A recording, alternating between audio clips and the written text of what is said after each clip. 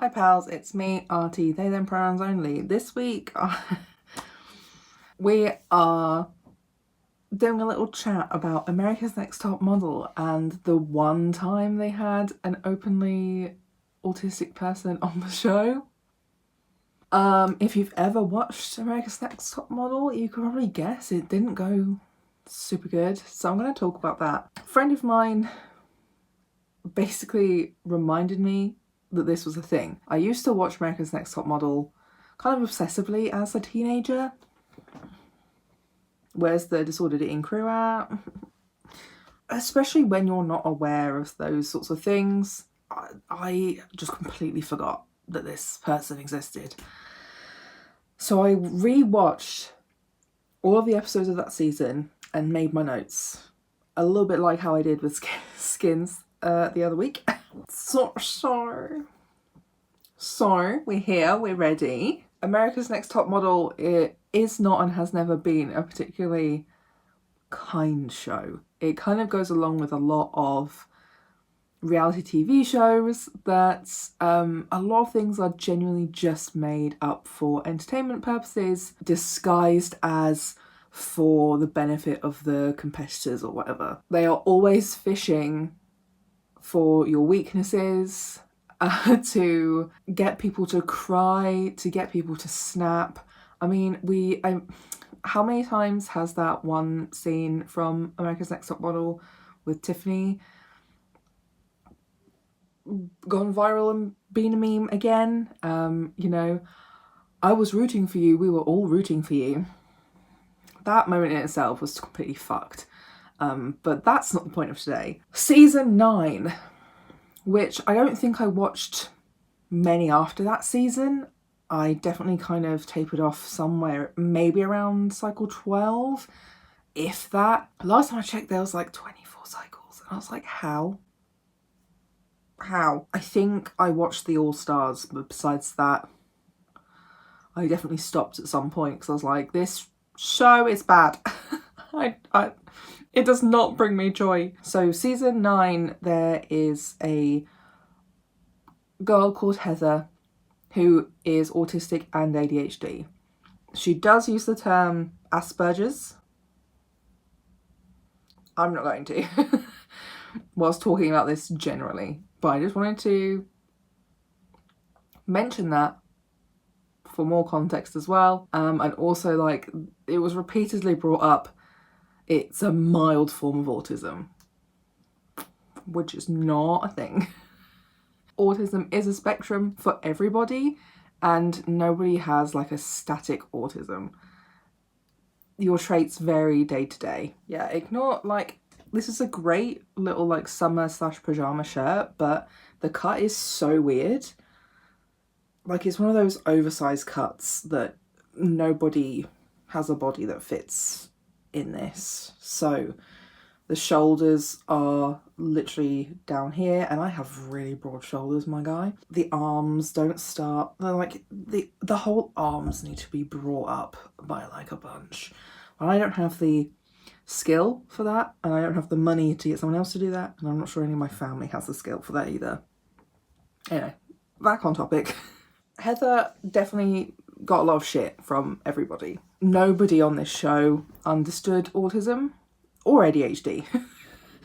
I had a main focus on autism when making my notes and stuff, but yeah, episode 1, it was when they were doing the like original castings before they made their like final decision of their top like 20 or whatever girls. And you know, she's pretty typical when it comes to the posture, the neck hump. She's quite nerdy. Her runway walk. And she is continually mocked for that throughout this season.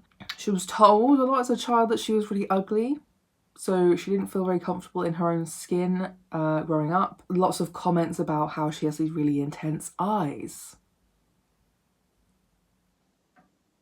She's generally one of the quieter ones, and that kind of continues through the show. And she has this, like, I think this was a comment that was mentioned as well, but she has like quite a heavy brow, which is quite common in autistic people, that unless you have learned certain kinds of masking. Like, I have quite overactive eyebrows because of masking and performing arts and stuff like that. But also there are definitely times like now where, and a lot through my childhood generally, where emotion doesn't really reach the eyebrows. Like most of my school pictures whereas like a smiling photo of me now would be more like, you know? Maybe that's why I watched this show, because there was so much analysis of tiny movements in the face for modelling and stuff like that. That makes sense. That makes so much sense. And like, she is just so cringe. Like, the secondhand embarrassment that happens so much watching this season. Literally when she enters the audition room, she goes, "Hey, pretty lady, Tyra." I was like, and like the judges all burst into laughter, take the piss. I'm like, no, don't do it, please. Don't do this to me. Yeah, everyone basically demands her to explain autism, which is such a mood.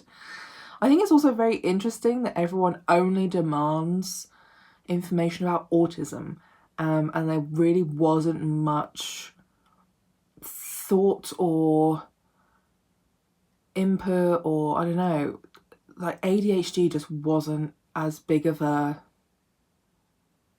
problem or a knowledge gap or what the fuck ever. It was all centered around autism. She said at one point in that first episode as well, "I'm trying not to step on too many toes, but if I do, then whoops." Which I just felt that. I felt that one. And she talks about how her, like, in her childhood, her friends had a lot of they had a hard time of understanding her, and she uses phrases like, "I was wired differently," and blah blah. But she was kind of a natural in front of a camera. Her photos are pretty much almost effortlessly amazing. Majority of the way through, her photos and stuff were incredible, but as we got to like closer to where her elimination was, they were, if you don't watch this other YouTuber whose name I always forget, but I will put it here. If you don't watch her videos, she is a professional photographer and she reacts to full episodes or parts of episodes from America's Next Top Model, and basically talks about how in this show they pick a winner from the very beginning. They already know who they're going to win. Everything else has to fit around that. When they've had enough of a particular person, they start inventing reasons to get rid of them. So this is basically what happens to Heather when it gets closer to when they eliminate her. Yeah, unfortunately she didn't win. Spoiler alert for this old as fuck season. Episode 2. This is something I really liked about this show, about this season in particular, is that everybody actually acknowledges it as a disability. And they use the word disability a lot. Heather does, the other girls in the house do, and that felt very forward. Like, that felt very liberating in a lot of ways, because like, we are still fighting that now. So it was just nice that it was just like, oh yeah, she has a disability or whatever, whilst they're then being ableist, but at least they were like, yeah, she has a disability, rather than, she has a handicap. Which also feels very American. A lot of those kinds of like replacements for disabled seem much more American. I don't really come across a lot of those in the UK. Special needs is the main one. But yeah, everyone calls it a disability. And Heather calls it a disability. But like I said, she does keep emphasising it's a mild form of autism. One step forward, 2 steps back. And like, I just felt like this comment she made feels very similar to my autistic experience, just doing stuff. That her top priority being there was learning and just having a good experience. I'm like, a girl after my own heart. I think she's probably like in nearly 40 now. These like shows are kind of old. She spends a lot of time by herself drawing or writing when the others are like doing high energy chaotic social shit, like jumping in the pool and running around the house naked and all this sort of shit. And she says, when I was younger, I didn't know that people didn't understand me. And I hope I can get along with the other girls on the show. Like, there's a lot of really weird clips put in from where they've obviously interviewed different people on the show, particularly the other contestants, and must have specifically asked about Heather. This is another thing that this YouTuber talks about as well, is that they, and what I've learned from watching maths and stuff and hearing what they say after the show, obviously the producers are trying to get certain information, certain phrases out of people so they can weave it into their own narrative. But like, there was this one aside, I don't remember who it was, didn't care enough to write, but they say that Heather's a gorgeous girl, but she can't socialise very well, and something is off.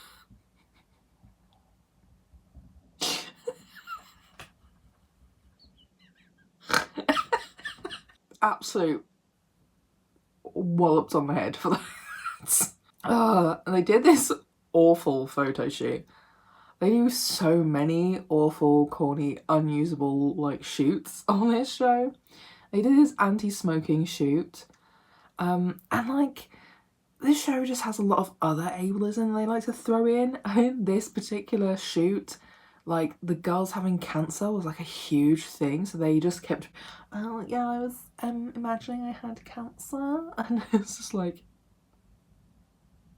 okay. And okay, so this is the first like proper photo shoot. They paired Heather with somebody and nobody else was paired with anybody else in this shoot. Of course they pair the socially awkward autistic one with somebody else. They're literally just asking for that. Like, they literally just did it to highlight her socially awkwardness. Later on in the show, I think it's towards the end of the shoot maybe, I don't know, but she's talking about having a headache from all of the yelling from the other girls.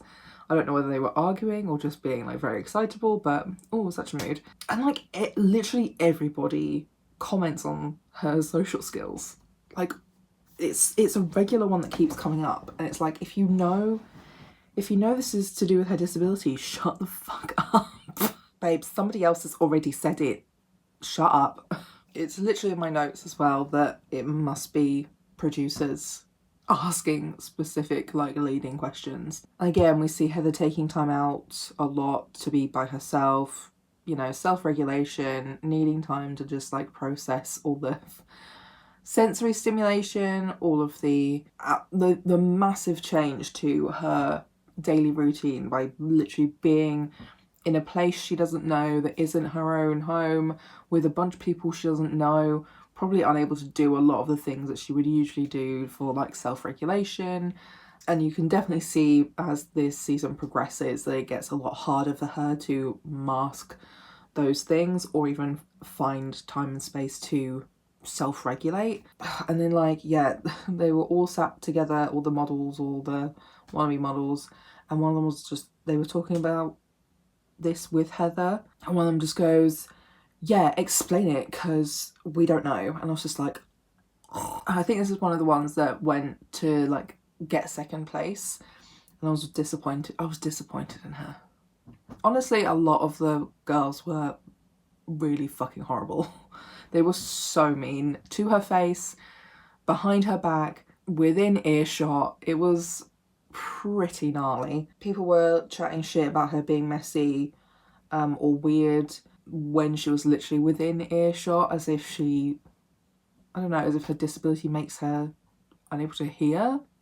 People are just so ignorant of disability that they just think they can say what the fuck ever. Miss J is saying that the girls get nowhere because they don't listen and don't pay attention, and I was like, this is for one of the challenges, and I was just like, right, let's see what happens, let's see. And it's like all the other girls were trying to tell Heather to wear something trendy, be trendy, put on some trendy clothes, and I was like, well, number one, what is even trendy? Miss J said simple, classic for model type things. Trendy is not simple or classic, my love. You know, basics aren't trendy, they're just basics. I think she did okay. She went for like some decently fitting like jeans. She did have like 2 tank tops layered, which I thought was fine. I didn't think it was terrible. And she sort of like, I don't know whether she tied it or something, but she made them sort of look like a crop top. Didn't use any accessories. There was this one person on the show who was doing my head in because her name was Victoria. She was acting very high and mighty about like she doesn't talk shit about other girls behind their back. So she wasn't participating in the other girls talking shit about Heather. And then it just shows you her sitting in the same room and then not saying anything. And it's like, that is just as bad, if not worse, because you're acting above all of this, but you're not gonna say shit. Like, of course, the usual disclaimer of reality TV records a lot of stuff and the way they edit it doesn't always come out the same way, but I think they probably would have kept that bit in if she did stand up against the girls talking shit, because they love drama. They love drama, so why wouldn't they keep that in? It was just really frustrating. And then like some other plain Jane looking bitch thinks Heather will like cling on to her if she's too nice to her, which is like, I've heard this so many times over the years, either about me or about other people who I think probably were autistic too. Like, people just won't be nice to you in case you start like actually hanging out with them. And again, Heather can hear all of this, so she ends up calling her mum to get support, and I was like, oh, what a mood. Me. And she says things like, I don't feel like I can trust them. I was like, yeah, you can't, babes. You can't, babes. You absolutely cannot fucking trust these bitches, you know? Yeah, you know best, babes. Trust your autistic gut instincts, love. And then the judging, she's sort of fading into the distance is what they were saying. Step forward, blah, blah, you know, the usual shit mind games of trying to make people feel more self-conscious. They won't do so well the next week or whatever, you know, it's all just mind games bullshit. And they said that she shouldn't have layered her t-shirts, it should have been one or the other, but she had great photos. And she was the first person to hug the one who went home, and always seems genuinely sad and upset when someone goes home. Moving on to episode 3, there's quite a few episodes. I'm trying to speed through as much as possible. The girls decided to actually be fucking nice. So they gave her a little like makeover, they did her hair, did her makeup, and they were being nice, making her feel included. And then we're getting some more fun ableist asides where like Bianca thinks that Heather's disability gives her a leg up that she doesn't deserve. And everyone was just saying that Heather looks really good and looks more happy and at ease after like having some bonding time. It's like, duh, you're actually being nice to her and including her. Walking training. They put everyone in straitjackets. Why? I don't fucking know. I don't know. And again, they were mean about Heather's walk, and she needs to adjust her like neck posture to be more upright. I also have terrible posture. My chiropractor has told me all about how my posture is fucked and why, and how it is really common in autistic people. Something to do with pelvic instability. Thanks for validating my autism, babes. Then we have the runway challenge. Heather recognises the designer and is really excited. She had a hard dress to walk in and there wasn't like a lot of like striding room, but I don't think she did terribly, especially considering she's not great at walking. You know, she didn't fall, she got through it, whatever. She was called elegant, which I thought was like a little bit surprising but very nice, but her neck posture was mentioned. But the designer was actually kind when doing like that, when talking about that and bringing that up. I swear to God, nobody else on that show is ever kind when they give that kind of feedback. They then did a shoot that was like cool and creative. Photographer was excited. The girl who looks like Rihanna is what I dubbed her, I can't remember her name either, was proud of Heather for doing so well, which was nice. Heather says that she likes everyone and that they all started complimenting her and saying she's building like her self-esteem and has like a natural talent. Like, it's just so hot cold with these girls and how they treat Heather, and oh my god, literally the autistic experience of just like not doing anything differently and then everyone just deciding how to treat you based on how they feel that day. Judging. She looks like a model in her outfit. She's an artist. and draws eyes a lot, so she feels like that's helped with her modelling and stuff like that. Judges were asking the most ridiculous questions. Again, autism stuff about eye contact. How did you do such great eye contact with the imaginary person off camera? Tyra, you answered your own fucking question. There was no one there.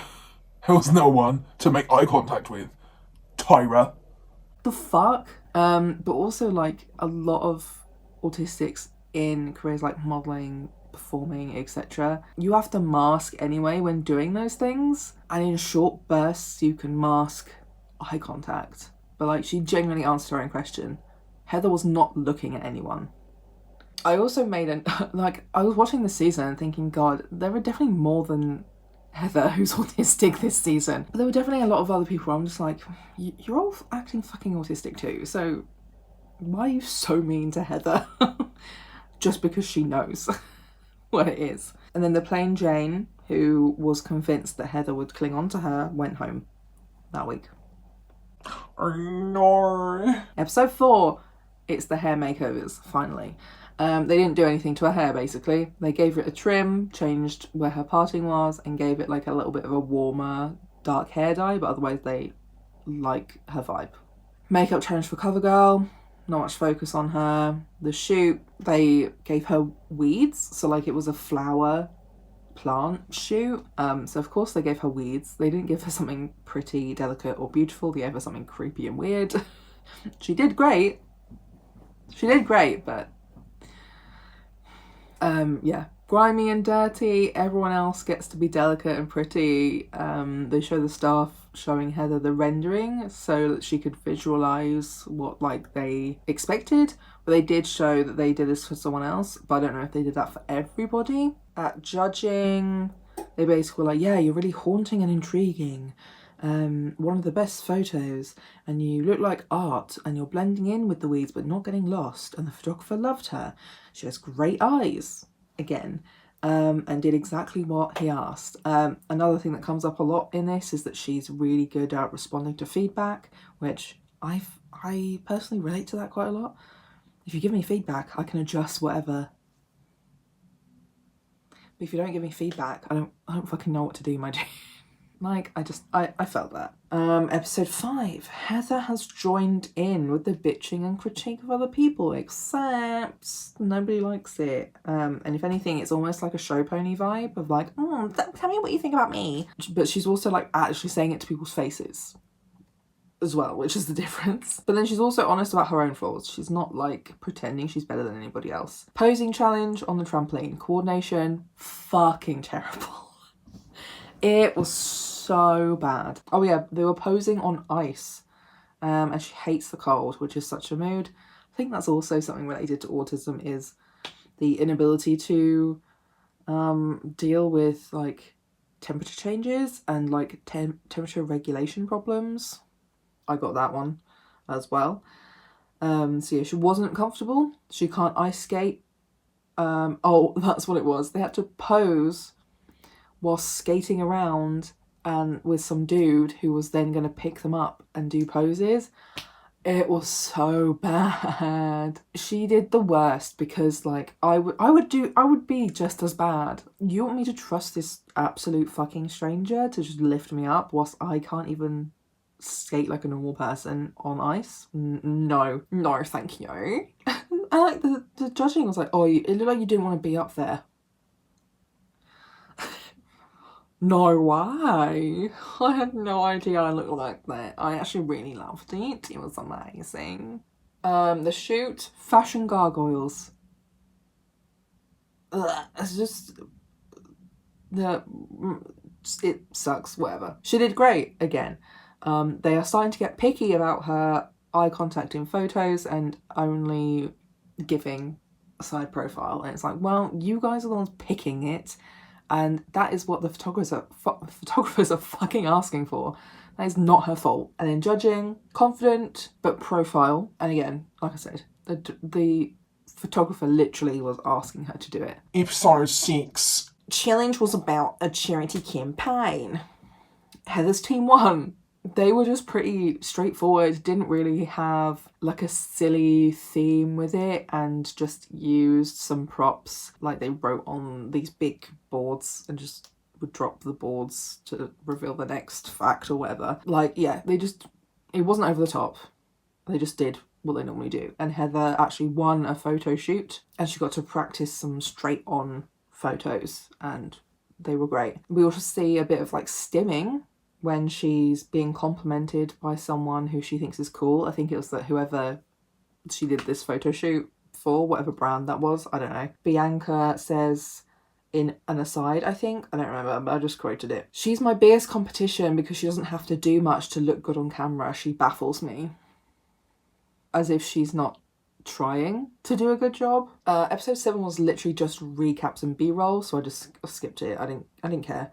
Episode 8, filming an advert and music video practices.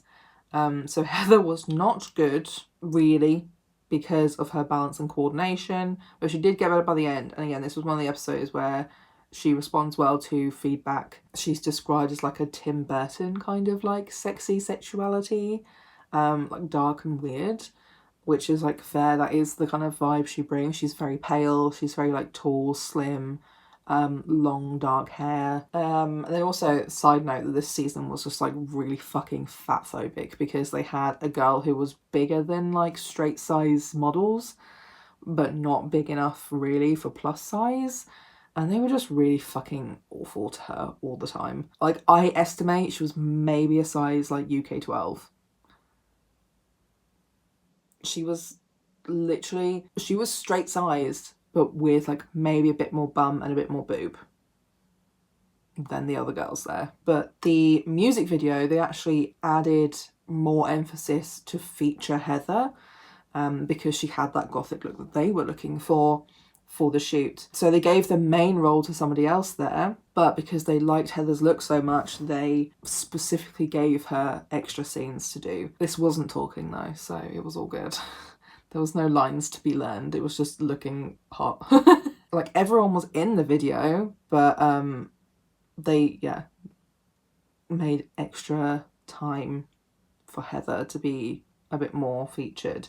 And she did a really good job, but she hadn't eaten since breakfast and nearly passed out on the set, and they had to call the ambulance and stuff. And like, people were actually upset and worried for her during that episode, but there were some people who were like, oh, she's just weak, she's not like up to the challenge. And it's like, my dude, I struggle to remember to eat food when I'm taken out of my routine too, and that happens to me a lot as well. That's why I have to, like, if I'm going anywhere, I have to bring snacks. I have to think about where I'm going to pick up food or drink through the day, because that happens to me all the time. With fucked up interoception, you're not always aware that you're hungry until you're absolutely desperately fucking hungry. But anyway, episode 9, Heather is sad because her friend went home in the previous episode. I've got a dead foot. I don't know how to sit so that my foot stops hurting. The challenge this week was inspiring a designer to create an outfit to reflect your own personality. Heather ended up with kind of a dick, to be honest. He had such weird vibes. Like, he said he doesn't usually have to work so hard when it comes to like working with a model. It's like, well, you're just being unbearable. You're giving nothing. And then Heather is really upset because the dress was absolutely nothing to do with her. I think she said that she's a fire sign, and she's not really like the water. And then he makes a dress inspired by the ocean or some shit. And they had to talk in the runway. Like, not only is she not good at runway, she's not good at talking. So that didn't go well. There was no time to prepare for any of this either. They just sort of sprung it on them, which, as an autistic, I need time to prepare. Even if you just, like, warn me that this is, like, it's going to happen, then I can sort of, like, prepare myself for it. She gets really upset at messing up, but there is another one who also messed up and got really upset that she messed up too. And then they both got critique on getting upset and how they should just, like, deal with it. And it's like, this is a very human response, actually. Heather's aside was very autistic. Like, I'm not the ocean. I'm not a water sign. I'm a fire sign. So I also relate to that as an astrology autistic. And some of the others tried to get in the shower before Heather when she called dibs. and she lost her shit. She lost her shit. Like, it seems like they had one massive shower that they could all, like, share. Like, it must have had, like, several different shower heads in it. So I don't know. Like, I don't know why she was so mad. Like, I do, but, like, I don't really, because if they all shared, like, showers anyway, what's the issue? But yeah, she lost her shit. So it starts an argument when everyone's just naked. Like, they're all just shouting at each other naked. And then, like, people just continue picking at her when she's obviously not in a good mood. Like, it was probably just something so minor, but she was already so on edge from other stuff going on that she just lost her shit at this. And, like, everyone just thinks it's funny picking at her. Her shoot wasn't great because she was frustrated by everything else. And she says at judging that it's been a hard week and that she tried hard at the challenge. And then, oh my god, the guy who was at the challenge decides to pipe up because he's on the panel this week. What a loser. Absolute loser. Yeah, he pipes up like, I guess I'll speak as this was directed at me. It's a business, it's not personal. And I was just like, shut the fuck up. Shut up. Shut up. And what? You can still be upset that you had a bad week, even if it's not personal. Fuck off. You know, it can still be hard even when you're just having an off week. Episode 10, they go to Shanghai in China. Lovely. Heather has always wanted to go to China, so you get a little bit of autistic special interest vibes going on. There's a lot more of the I hate Heather train from the others still going on. Like, when they're all packing to go, Bianca is asking her to move out the way so she can move her suitcase, but I don't think Heather heard her because she was hyper-focused, hyper-fixated on the task of packing. You know, that fun ADHD autistic combo.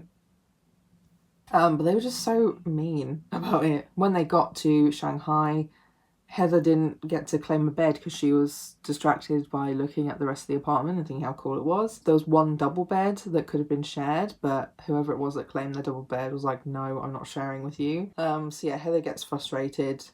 Bianca points out that it's just funny to see Heather wound up. Heather says, I wish I could get the joke. And Bianca goes, you are the joke. Which is just such an autistic experience of bullying. Heather talks about how she feels looked down on. Chantal, in her aside, is talking about not liking that she sees this happening a lot to Heather, that the others are just ganging up on her and picking on her. So she made an effort to try and like diffuse that, which was nice, and sort out two people who don't mind sharing a bed. And there was just this small moment when, as they were leaving to go somewhere, that Chantal had to remind Heather to close the front door when they left. Mood. The challenge, again, Heather was good at it. It was heights and doing karate moves. She won this one. Again, special interest activated. The shoot is a commercial. She struggles a lot because it's memorizing lines or reading. Like, she ended up getting the cue cards or something brought out and it was still difficult. Oh, it wasn't cue cards. They fed her the lines audibly, which is so bad. Don't do that to me. Don't do that to me. I would rather read it than try to remember the sentence you just said to me. No. Yeah, it just wasn't, it didn't go great. And also, like, I made a note, they did this whole shoot inside. Why the fuck did they do this shoot in Shanghai? They literally could have just done this at home. Shut the fuck up.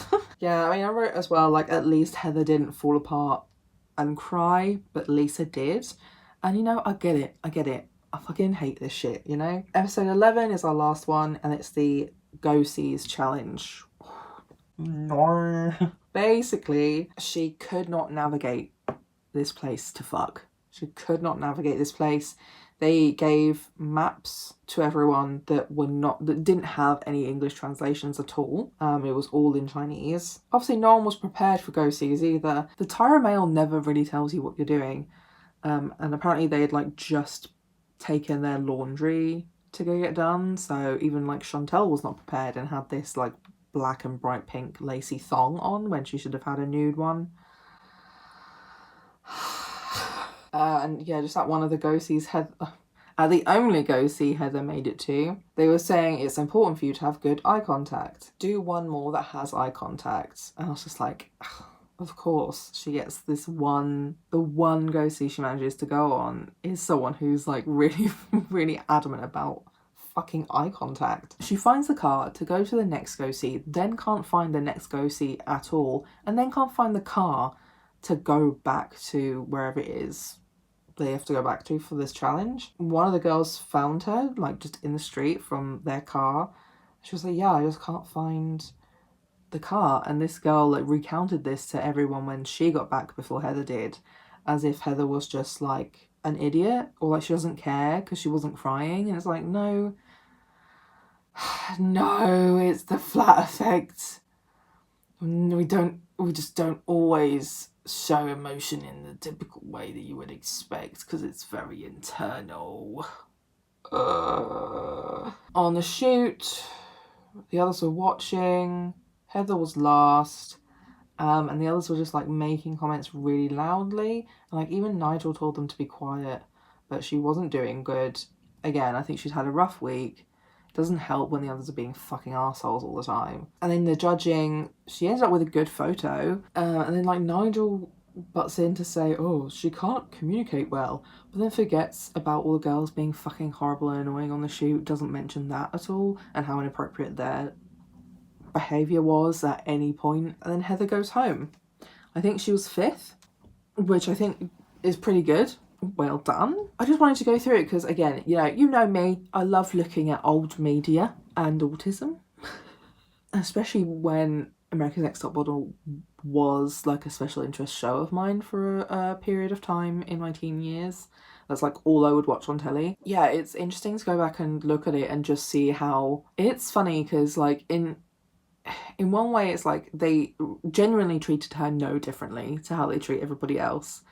They used any possible methods they could to find her weak spots, to upset her, to emotionally dysregulate her, and throw her off at every opportunity they could. It's just that when you have a disability, when you are autistic, and you talk about what that means because people are asking, and you think, I'm autistic, so I take people at face value, you are just handing them you're just handing them the guidebook of how to fuck with you.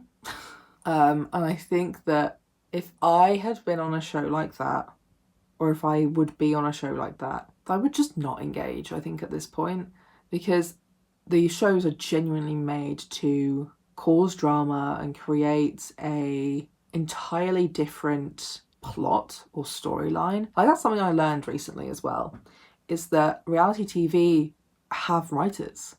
They have writers to create storylines for the season. I didn't know that.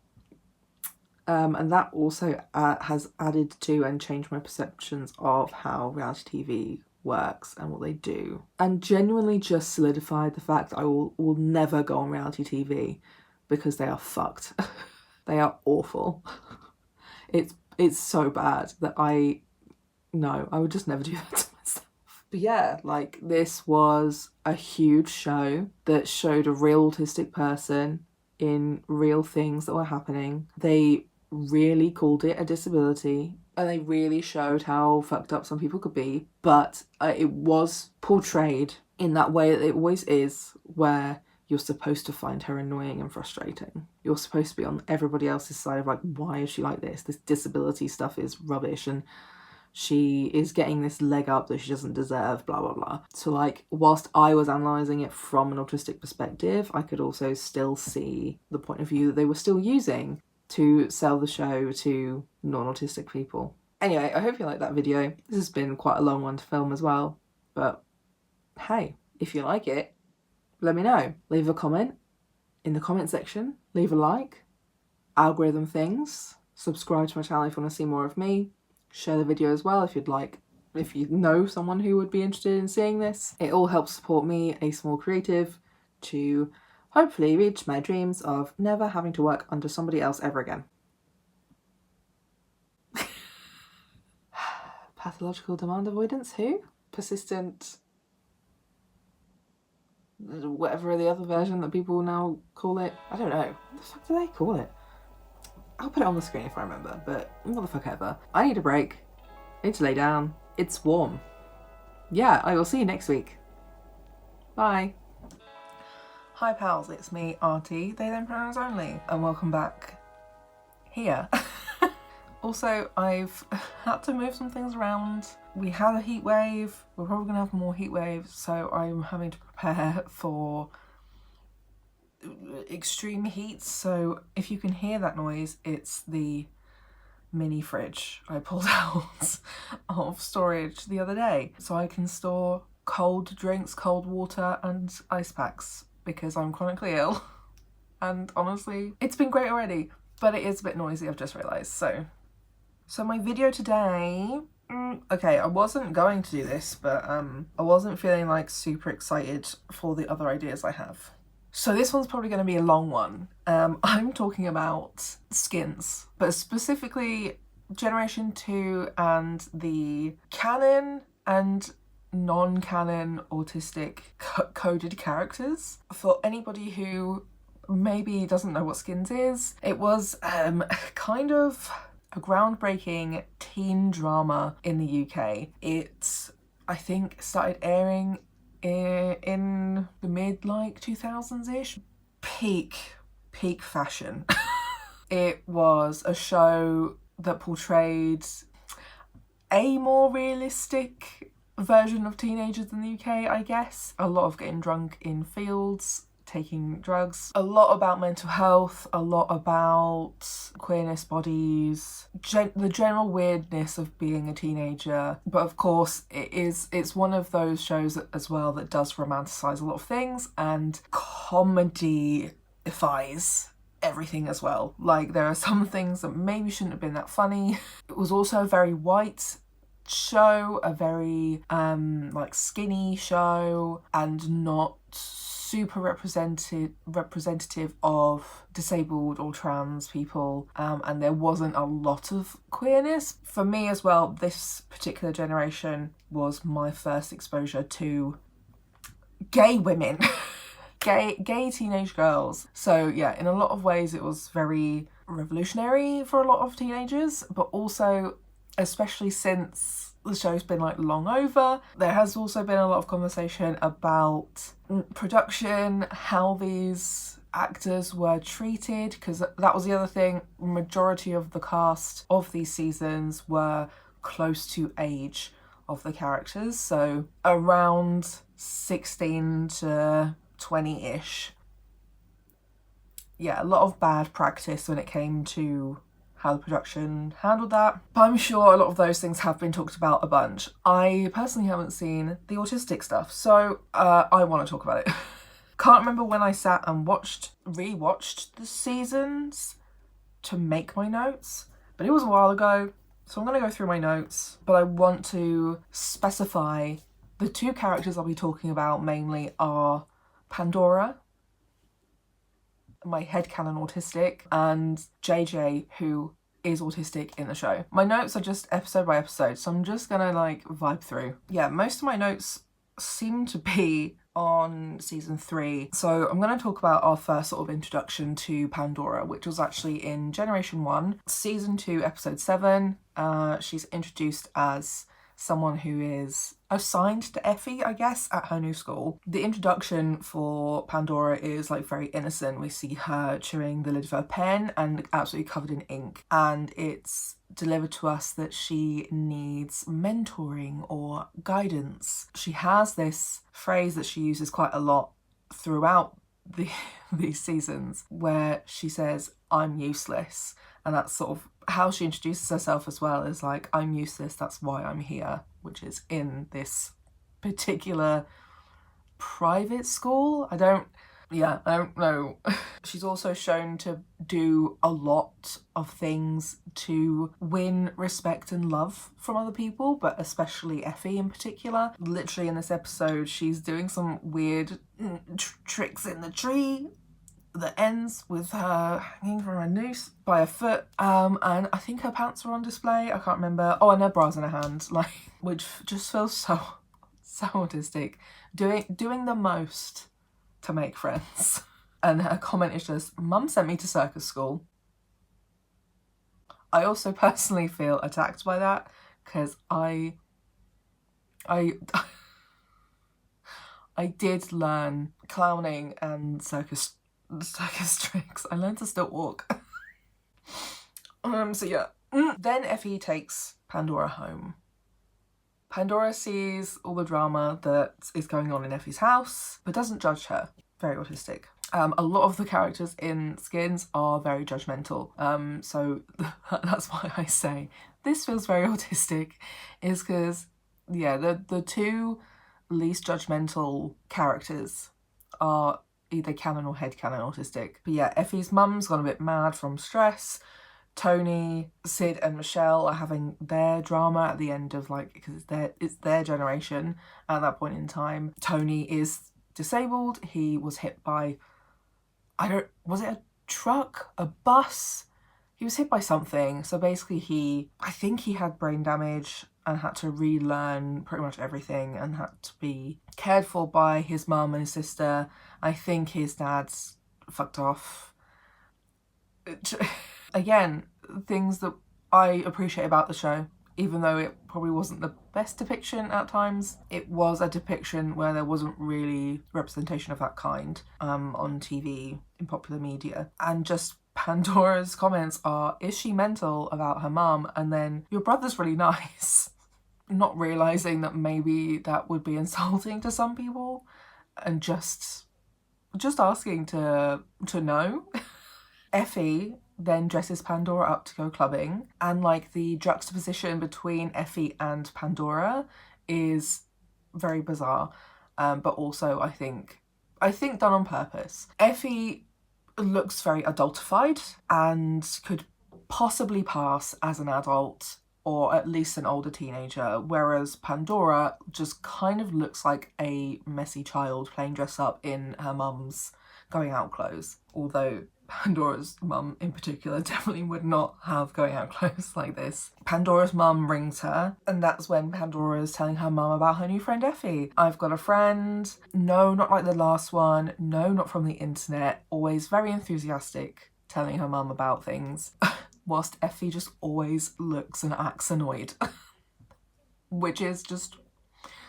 that is a truly peak autistic experience where you're really enthusiastic about a thing and then your neurotypical friends are like, shut the fuck up, you're cringe and not cool. Yeah, like I said, she's very naive and innocent. She tells her mum that they're going to pick up, and her mum wants to know what they're going to pick up. Effie said drugs, and Pandora's like, salad. Because she's not a liar. She's not a seasoned or practiced liar. Pandora sees Cassie kissing a girl. And she calls it like their man and woman kissing, and looks so like absolutely shocked and like had no idea that gay people exist. And then she also offers to pay for the drugs that Effie's picking up, which is also like a really common thing. It's definitely a very talked about kind of friend abuse. Is a lot of autistic people have experienced financial abuse in that sort of way, where they feel like the only way that anyone's going to like them is if they pay for things. And I feel like the slang in Skins generally is very British and very Bristolian, but Pandora's slang is so unique that it really makes her stick out. Effie gets Pandora high. Pandora answers the phone to her mum and gets herself in trouble by answering that what she's doing is staring at Tony's cock. At the club, she's sucking a lolly the bouncer gave her and doing embarrassing dancing as everyone stops to stare at her because she's like ruining the vibe. Yeah, there's so many different visual cues for her being a child, mentally, physically, emotionally, and they are children. Like, I think at that point in time they're probably around 15, maybe 16, because they're a bit younger than the current main generation's cast. But also like that dancing scene where she's just like absolutely going for it whilst everyone else is staring at her. She doesn't give a fuck. Not a care in the world. And like literally this whole introduction to Pandora and Effie is like just a continuing pattern, but like also a motif for like the TV show. is that Pandora always goes along and supports, in particular Effie, but anyone who she's friends with, and she is never supported or protected in return. So yeah, Pandora isn't looked after or looked out for by Effie during this whole thing. Effie gets annoyed with Pandora for wanting to try a drug when she's already on something else. She isn't a drug user. I'm pretty sure she says that she's not taken drugs. She doesn't really know what she's doing. She doesn't know any of the slang when it comes to drugs. Me. You know, and they're also like out in public. They're not somewhere safe.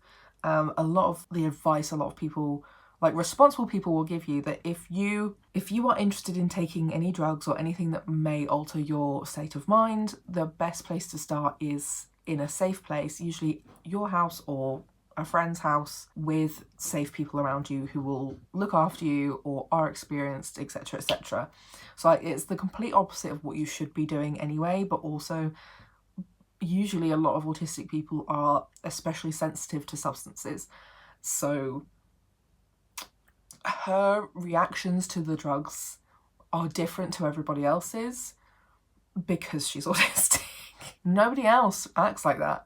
And then when we get to season 3, when it's them as like the starring generation, JJ doesn't actually take drugs because he's autistic and on a lot of other like prescribed medication. So we don't really see the canon comparison. Yeah, there's a moment when they go to the toilet as well in this club, and Pandora asks if Effie has loo roll, and Effie just lies and says she doesn't when she does. And it's just all of those really small moments like that when the friend of an autistic person is just being mean and cruel in every conceivable way, even in the smallest ways, like, is there toilet roll?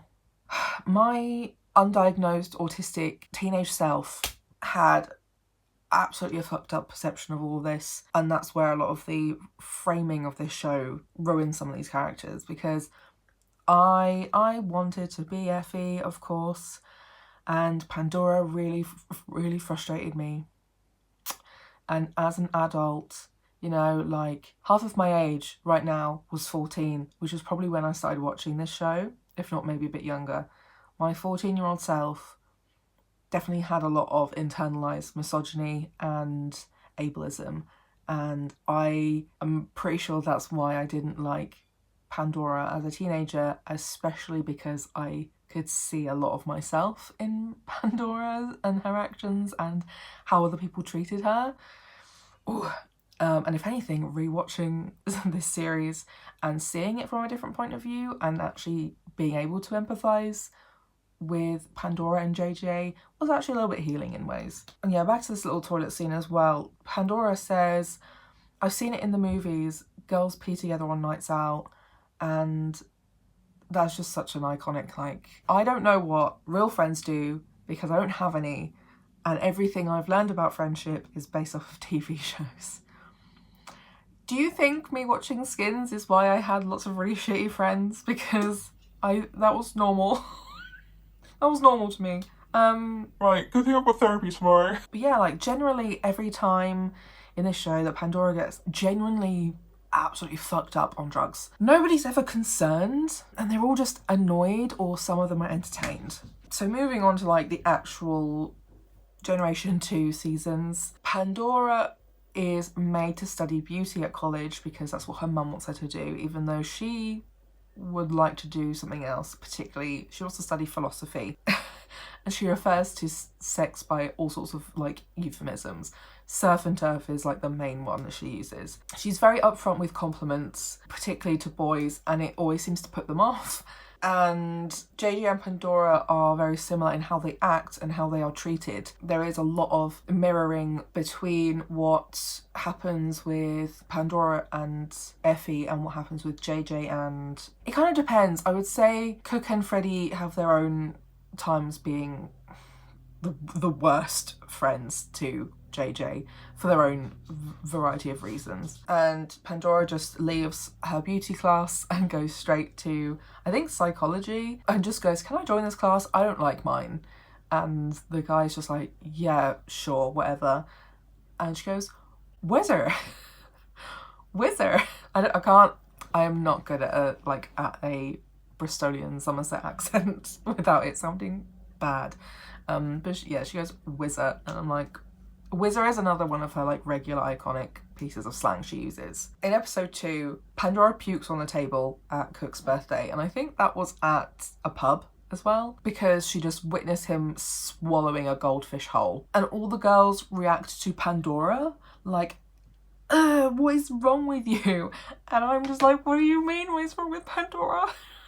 What is wrong with Cook? He just swallowed a fish and you're just unfazed until a girl has a physical response to witnessing that. But yeah, she's kind of always a follower in the worst ways. She gets into the worst situations. So does JJ, because they are followers. And I feel like JJ has more of an ability to be like, oh, I don't know if we should do this. This is a bad idea. He's just not listened to, whereas Pandora doesn't feel able to even say things like that, or maybe doesn't even have the life experience, because like with JJ, Cook and Freddie, they've been a friendship group for like years, and they protect JJ from other people being ableist towards him, but are also just ableist to him. So he has a lot of learned experience being friends with them, versus Pandora not really having a solid friend or friendship group until Effie. So yeah, whenever people do drugs, she kind of just follows along. She still clearly doesn't know how to do drugs, and is very innocent and excitable about taking drugs, which is not cool. But yeah, she will make declarations like, I've decided I love drugs. And like this one, I can't remember what drug it was, whether it was MDMA or cocaine, but she eats it. She just gets a little baggie and whilst everyone is looking at her and mocking her while she's eating it, she's like, what was that wrong? And like, I feel like one of our only moments where Pandora really has any agency is when Cook propositions her and calls her weird girl, and her reply is, you're beautiful but no. That's why she's really fucked up on drugs too, so respect. And then Effie calls her Amy Winehouse and takes her home. In this season, Pandora has a boyfriend, or she gets a boyfriend. She meets him at the bus stop, which feels extremely typical of an autistic person / character. He was eating donuts and offered them donuts, and she ate the donuts. And she talks whilst eating, drinks loads of iron brew, smokes a load of spliff, and then pukes again. Like, this will be like a regular thing too, is that she is shown to not either care or understand the social conventions of like manners around like eating and drinking and taking drugs, and it's just kind of portrayed in a way that's like, wow, she is stupid and disgusting. This is someone to laugh at, not laugh with. It is always laughing at her. That was the thing. I felt so attacked by this character. She takes drama and or like dance. It was like a she kind of, couldn't remember if she takes both or like some weird combination where she has to be an African animal. That was at the college. Thomas is the guy she met at the bus stop who becomes her boyfriend. He is working at the college, I think at the time, as like a janitor, and sees this awful group of white students dressed as African animals and dancing to African music. So she notices him there and asks him why he's crying, and then she takes him to her like auntie's house for tea and cake, where it turns out the tea is weed tea. And she just has no idea. She has no idea that it's weed tea. And like, I don't know what this note means. But like later she is in her underwear on Thomas's bed. They go to sleep. I don't know whether they are going to sleep or going to sleep together. Wink, wink, nudge, nudge. And Thomas's mum turns up, so Pandora has to leave. I feel like she doesn't realise the mum was there, so she's taken off her bra to try and seduce Thomas. talking about how great her boobs are, and then her mum's there and she has to go, you know? We finally get an actual episode dedicated to Pandora herself as episode 4. She's waking up at Effie's house holding Thomas's necklace, because he gave her his necklace to remember her by. And Pandora says, "She's beautiful, not like me," about Effie. That's just sad, but such a mood. I think Effie says something about... Somebody says love is a big word, and Pandora just goes, I don't know, it's 4 letters, and... Peak autism. She then regurgitates information about the Congo, which is where Thomas is from. I think where Thomas has been sent back to for a while. Yeah, that's where he is at this moment in time. So it's become a special interest because Thomas is a special interest of hers, which is very autistic. She also has begun leaning into her own like fashion choices. She definitely dresses in like a maximalist, dopamine seeking, sensory seeking, autistic way. She's got a very childish style, especially when you compare her to the other girls of the series. And, you know, like actually Pandora in at least this particular season is what's been quite popular recently. Again, is like sort of like a Y2K fashion. Pandora, there's lots of moments where she's talking like 100 miles a minute at breakfast in particular, and she's getting good at regurgitating lies to her mother to cover herself, almost like she's scripting. Effie just fucks off and is like, "Why are we friends?"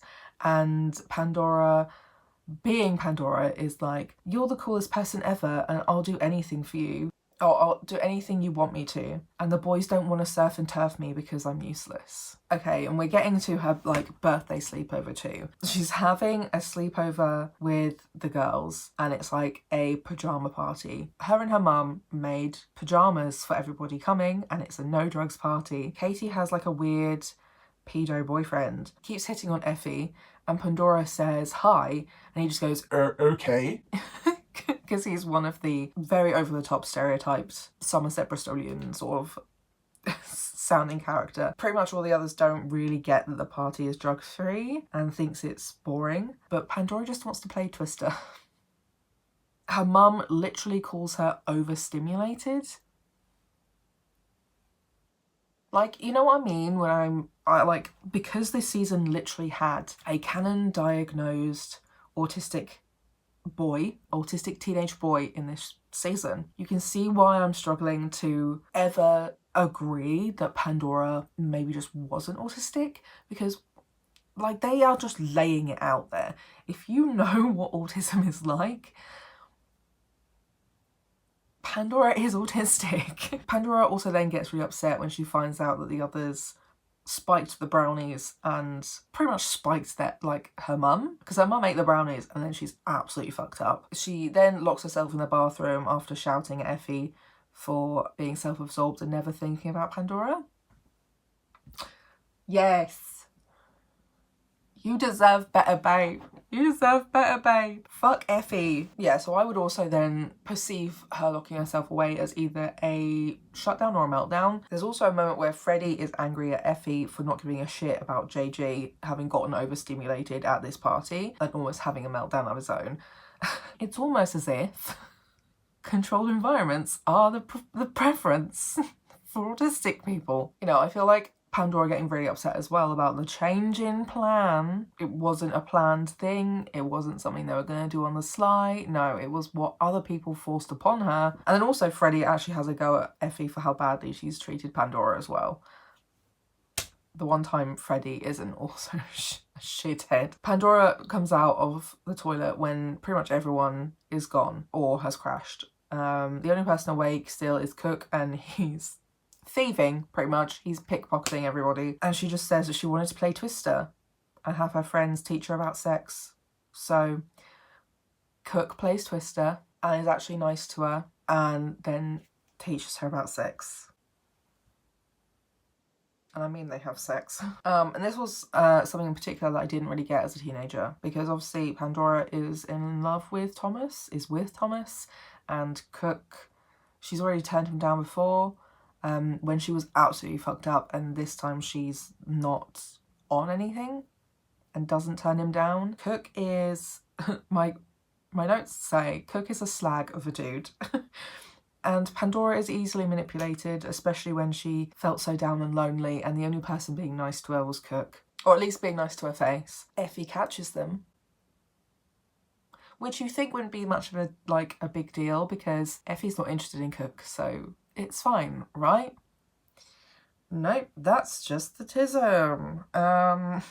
She gets really pissed. Pandora stands up for herself. I'm not worth this just because I'm useless. He will never be yours. He will never be anyone's, but that's why you don't want him. He's not the one you want. I know that because I'm your friend and I know all about your family.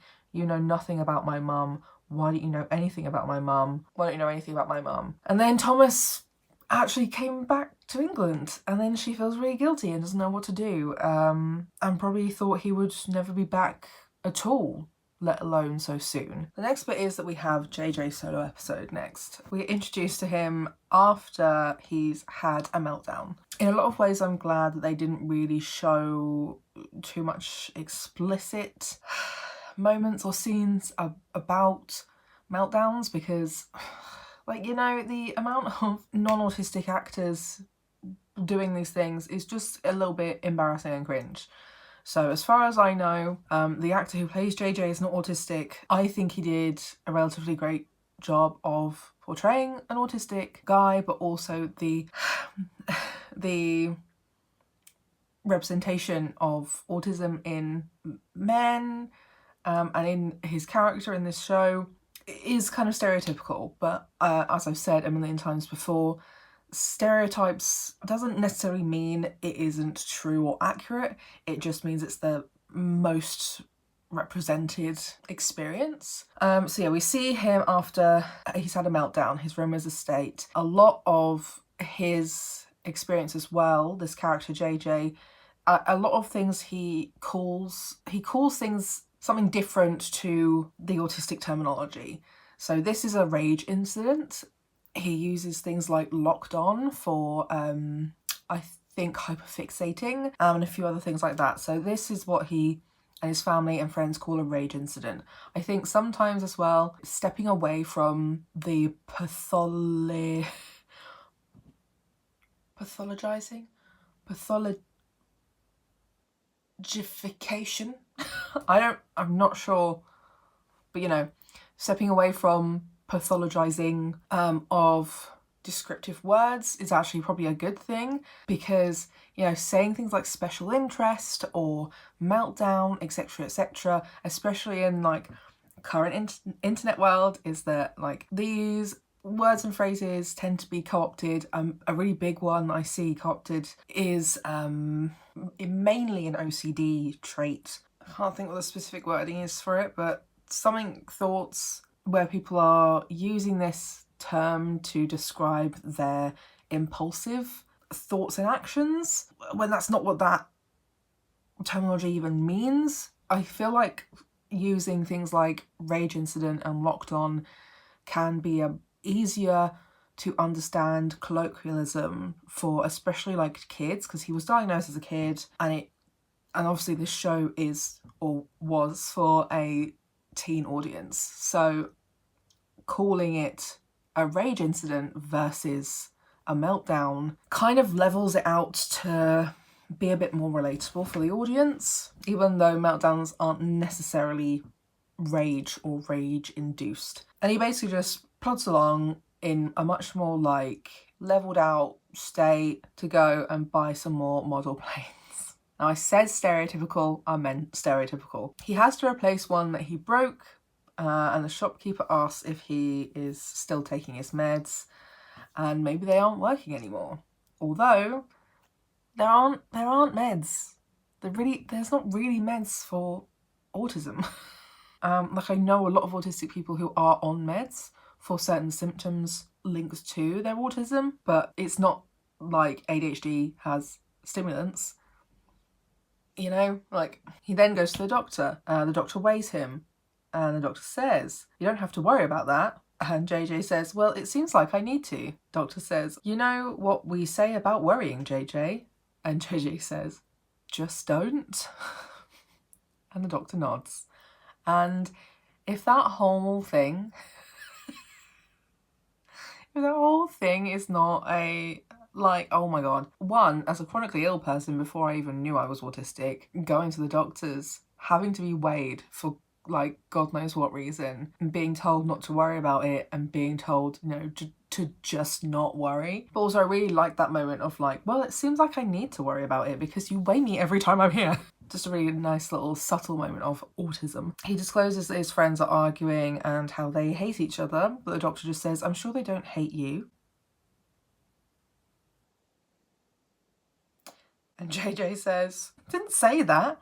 I said they hate each other. And then the doctor goes, getting locked on, and just gives him more meds and sends him off on his way. And he goes, I want to be normal. And the doctor goes, yeah, so take those.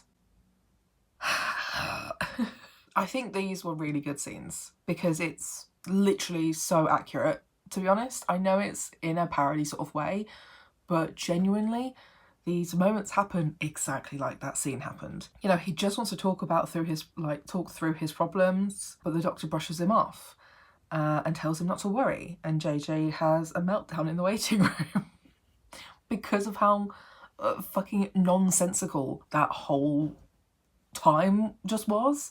Such a mood. Autistic king, big mood. And then like he bumps into Emily, our lesbian of the group, not out yet, but yeah. And JG says, you know, normal people don't come here. And Emily is also just given pills for whatever she's got going on. And it turns out that they've both been put on the same pills, and they don't have the same thing. And this is just like so spot on. And I don't think I really understood how spot on this was as a teenager, and I can only appreciate it as an adult who is constantly going through these kinds of scenes. They don't feel real. You feel like you're in a sitcom. You're like, hello? But yeah, he does use a lot of terminology still that is linked to autism and ADHD. He's talking about, you know, getting overstimulated just by talking to Emily about things. My notes are so strange. So he obviously shows Emily all of his meds, like all of these other pills he's on, which is a mood. But my note just says, then nearly kills her, laughing my ass off, question mark, question mark, question mark. I do not remember what that is meant to be. Something gross. And she just says, you're nice, JJ. And he says, I'm unusual. And like, that's the cis white man autism version of I'm just useless for the woman autistic. He says that's code for weird, and then he calls himself a bunch of ableist slurs, which is a super fun thing about this show. There's loads of ableist slurs going on, especially the R one, the R slur, I love that. But you know, that was I had a conversation recently with people about how that particular slur was just like all the rage when I was in secondary school. So yeah, this show really is a product of its time. But yeah, so he calls himself a bunch of ableist slurs when he gets upset with himself. And, you know, instead of having any kind of support from like a disability justice point of view, which would help deal with the internalized ableism, because for me, working out I'm autistic helped me accept and not beat myself up all the time for those things and moments. Whereas this fucking kid who's like, you know, 16, 17 is still being so mean to himself because he's autistic. He knows he's autistic and he knows that's why, but like all he wants is to change it. It's just, yeah, it's sad, but it's like very accurate. And then something I noticed watching the show is that when JJ gets locked on, most people hit him to like literally knock him out of being locked on. And I think she kissed him. Emily didn't hit him, but I think she kissed him or something, I don't know. But she is the only person who did not physically assault him to try and stop him from going down this spiral. Again, more notes, I don't really know what the fuck they are. There's a really small scene when he gets home and goes up to his room.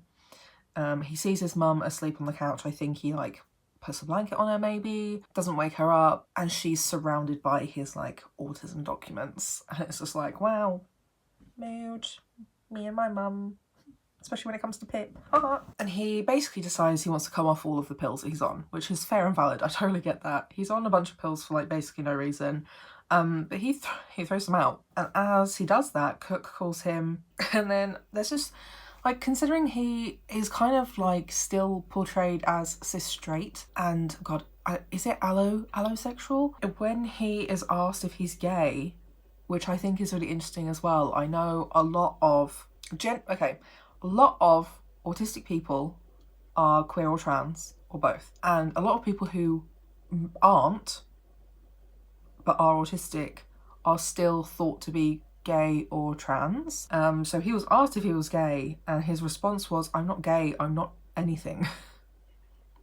And that was just a mood. I just really like the mood. I'm not anything mood. And he has rituals like drinking mango juice when he's stressed, and it's that brain indicator to calm down. A huge part of routines for autistic people is reminding them, like, basically to function. I think I've said on here when I was talking about the things I was excited about last autumn about autumn is that I love watching autumn reality TV because it tells my brain it's autumn and that's the time of year it is, and we're leading up to Christmas. And he says, "I can't go off the rails. My mum, she needs me to be okay," which is such a mood, but also so sad. He's so honest with Effie at one point where he tells her that she's mucking up all of his friendships. Cook and Freddie are my only friends. And I remember when I was originally watching Skins as a teenager, out of this season, he was my favourite of the boys. I just kind of thought he was cute looks-wise, but also I liked his weird, quirky thing going on. Who knew I'm attracted to other autistic people? Who knew? JJ catches Pandora with Cook in these weird, like, halls. For some reason, this is not really a thing, I don't think, anyway, unless you're going to, like, a boarding school sixth form. But in sixth form, they don't have halls. They don't have halls for students or for staff. If I'm wrong, let me know in the comments. But, like, as far as I know, that's not a thing, except from it's just a helpful plot point for Skins that sometimes when a student has nowhere to go, they've been thrown out of their house, they need to live somewhere, they get thrown in these weird little halls that are like university. And JJ just says to Cook, "Just care." And Cook goes, "About what?" And that's when JJ kind of goes, "Off the rails. About me. Care about me, you twats." Which, like, this is where a lot of, again, the overlap of similar experiences as an autistic person between Pandora and JJ are, like, mirroring each other, overlapping, is the way that they are feeling in their relationships, pretty much. The ways that they're treated are relatively similar, but not directly, and I think a lot of what comes into play is their gender, because Pandora is pretty much always brushed off by everybody, and the only person, or like the only people who like her, which is something I find interesting and familiar in my own experience, is the weird outcast that nobody likes, Cook, who also doesn't really obey like the norms of society, but more in like a fuck you, I won't do what you tell me kind of way. Whereas autistic, so it's kind of like, I don't understand the rules.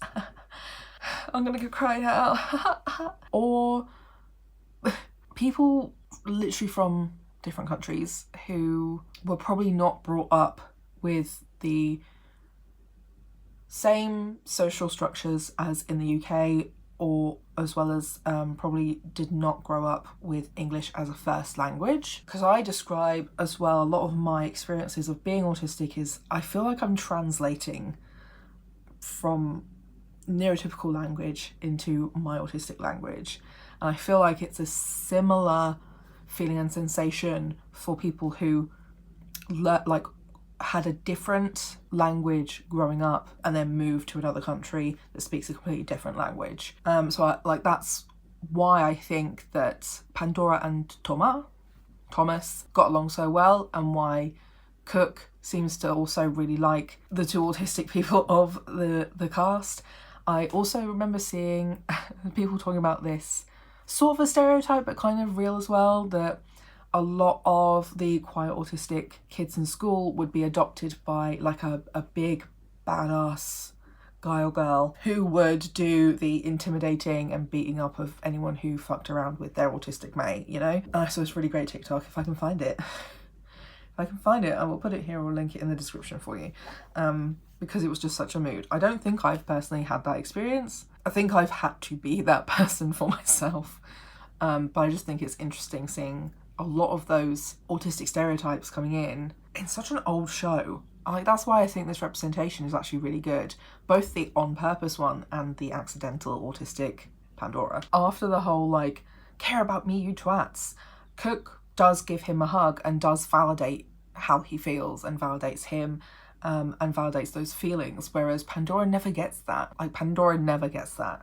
I think Cook is as well more willing to be aware that he's doing fucked up shit, because he's usually doing fucked up shit on purpose. And I think that with his character, sometimes that leaks into accidentally being fucked up to people he cares about. But then it swiftly moves into JJ is Cook's lookout for when Cook's buying drugs. So luckily they get away unscathed just about. But JJ does then drug Cook with his mad meds to sort of screw him over. Something I noticed about JJ, he's always aware of other people's needs, but then obsessed with the idea that he is socially dysfunctioned, which is something he has been fed. So like, even though he is so hyper aware of the people around him, what they need before they even know they need it, he is still fed so aggressively this idea that he is dysfunctional and it's his fault, his responsibility, that really fucks with him, to be honest, quite a lot. Like, he's so in his head a lot of the time that he doesn't realise that Emily's like literally asking him to get naked and have sex. And my note here said, I mean, I'd be confused too, because she's a lesbian and he's a man. So like, you know, it's not super helpful. It's a bit of a confusing moment for an autistic man, you know? Your lesbian friend's like, okay, I will take your virginity for you. Pardon? But it's nice, I think, that he lost his virginity in a safe space, his own room, where he's able to let out meltdowns, etc., with a friend and someone who has been kind to him. And you can really see that this has like quite an impact on how he feels about himself. And he's like, I can be quite cute. And like, yeah, it's another one of those side by sides between Pandora and JJ, is that, you know, Pandora, yeah, lost her virginity to a friend, but was he taking advantage of her a little bit? Probably. Where was it? Yeah, in her home, but it was also like the house was trash after this party had been hijacked by her fucked up friends. I'm not sure if they were even alone in that room as well. I think there were probably people in the room who were unconscious. It wasn't in bed, I think it was on the floor, you know, like, no, it's not fun, it's not great. And then, yeah, I made a note that JJ is one of the few characters who could actually tell the twins apart. I don't know whether this was the same episode, but basically, yeah, Thomas finds out at some point that Panda cheated. I'm sorry, I haven't actually said that before. Pandora is also known as Panda throughout this show. But basically, something happens where Thomas now knows that Pandora slept with somebody else. So they were broken up for quite a while. So I don't remember what episode this was, but there was a dance at the college, which is also not a thing. My colleges did not have dances. Did anybody else's sixth form have dances? And there's just like a moment where Pandora is dancing with the headmaster.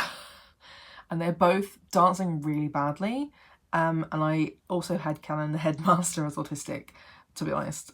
If you watch the show, you'll see, you'll understand. She's in like this cute princess dress with space buns. At the dance, Thomas decides to finally approach her and like let them start over again. He's like, hi, I'm Thomas. And that's like really cute moment, blah, blah, blah. And like, I don't really have many more notes after this because the second season is kind of surrounding a death and then much more to do with like Effie again than really anybody else. So those are like my notes. I'm sure I made many, many more notes because in that season as well is when JJ has his whole like first proper relationship with someone who's actually interested in him. I feel like that encompasses the majority of the stuff that happens for these two characters. I think it's also very interesting that they don't really interact very much one-on-one. I think that maybe if they did, that Pandora would have realised she's autistic. I think as well, at the very end of their generation, I think both of them get like a pretty decent ending, I guess, because they don't reoccur in anything else after this. Pandora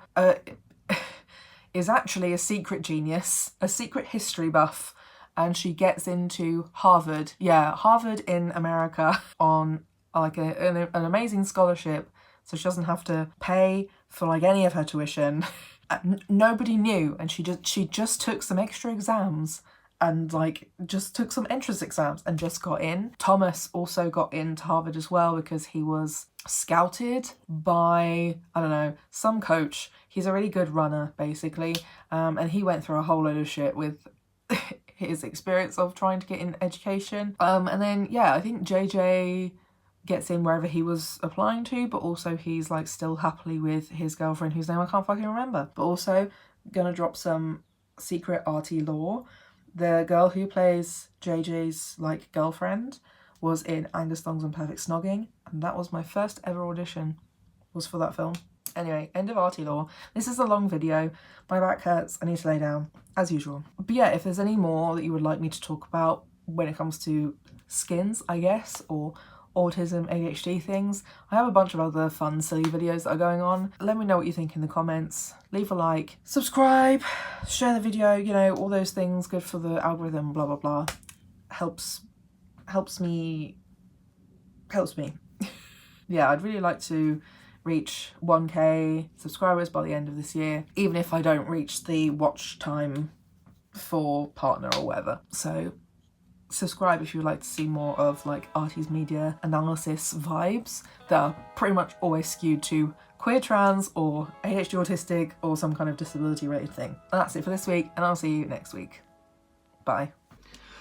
Hi pals, it's me, Artie, they them pronouns only, and today I'm finally getting to that freaking video where I talk about that one autistic doctor they had on Grey's Anatomy, you know, like once a really long time ago. Okay, so basically there was a doctor in season 5 of Grey's Anatomy for 3 episodes. Her name was Dr. Dixon, full name is Virginia Dixon, and she was a cardio surgeon. I feel like this was maybe my first experience of watching a canon autistic character on TV, and I came to this show quite late. I honestly don't know how long ago this show started, but I was probably very young when it actually started. But I do remember starting to watch Grey's Anatomy in maybe my 2nd or 3rd year of university. I don't remember it having a huge impact on me at the time, just sort of like a, oh, okay, cool, because I had a couple of autistic friends by that point and still just didn't really know anything much about autism overall, generally, etc. So I thought it would be interesting to go back and watch her in these 3 episodes and kind of just talk about my impression of her now. Now that I know I'm autistic, now that I know a bit more about autism generally, and now that it's a lot easier to find information about autism. So obviously there's loads of other storylines going on at the same time.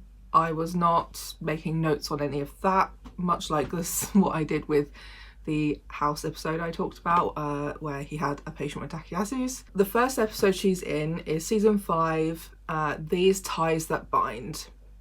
She doesn't really turn up until about 10 minutes in, but she's introduced Dr. Dixon. She has a lot of very awkward body language and mannerisms, obviously the very very obvious lack of eye contact. She also says that she bought her own lab coat, and I wonder, is that like meant to be a hint at like sensory needs? And we find out that she's a heart specialist, and one of the first comments we get from any of the other reoccurring doctors is that, okay, she's a little off, says Bailey. Bailey has been asked to give Dr. Dixon a tour. So Dr. Dixon starts regurgitating facts that it's just like, cool, thanks. I don't know why you're doing that, thank you. just a bit of a tour of the facilities. I think she was just regurgitating like history related sort of facts about, I don't know, cardiology. I can't remember, I didn't make the notes. Then we have Karev comes in, who gives an update to Dixon, and she corrects his colloquial language use. The patient is a Native American, specifically Navajo. I will not comment on the representation because truly, I don't know. If anybody is a Native American, an Indigenous person in America who has seen this episode, wants to let me know what they think of the representation of this man, leave it in the comments, feel free. But basically he has come in, so I had to put this together at a different point. I didn't realise he had been given a heart, like as a piggyback heart. So he still has his original heart that wasn't working properly in his chest, but he was given somebody else's heart for reasons I don't really understand. I didn't pick any of that up in the episode, so his new heart is also not working. He says he's being haunted by the person it belongs to. Oh gosh, I've been here for like 2 seconds. Why is my rib hurt already? So he's come in because he needs it to be removed, definitely, but he doesn't want another one put back in because he will still just be haunted by whoever it is the heart belonged to. Dixon enters and says, "Do you understand, if you do not receive the transplant, you will live a short life attached to a machine before an agonizing death?" And like my thought was, is this what the good doctor is like? Which I've also heard is ending, and I wonder if I should check out maybe the first few episodes. I think I watched the first few a long time ago. I remember it not being good, so would you be interested in me covering a few episodes of The Good Doctor on here? Let me know in the comments. But yeah, it was just really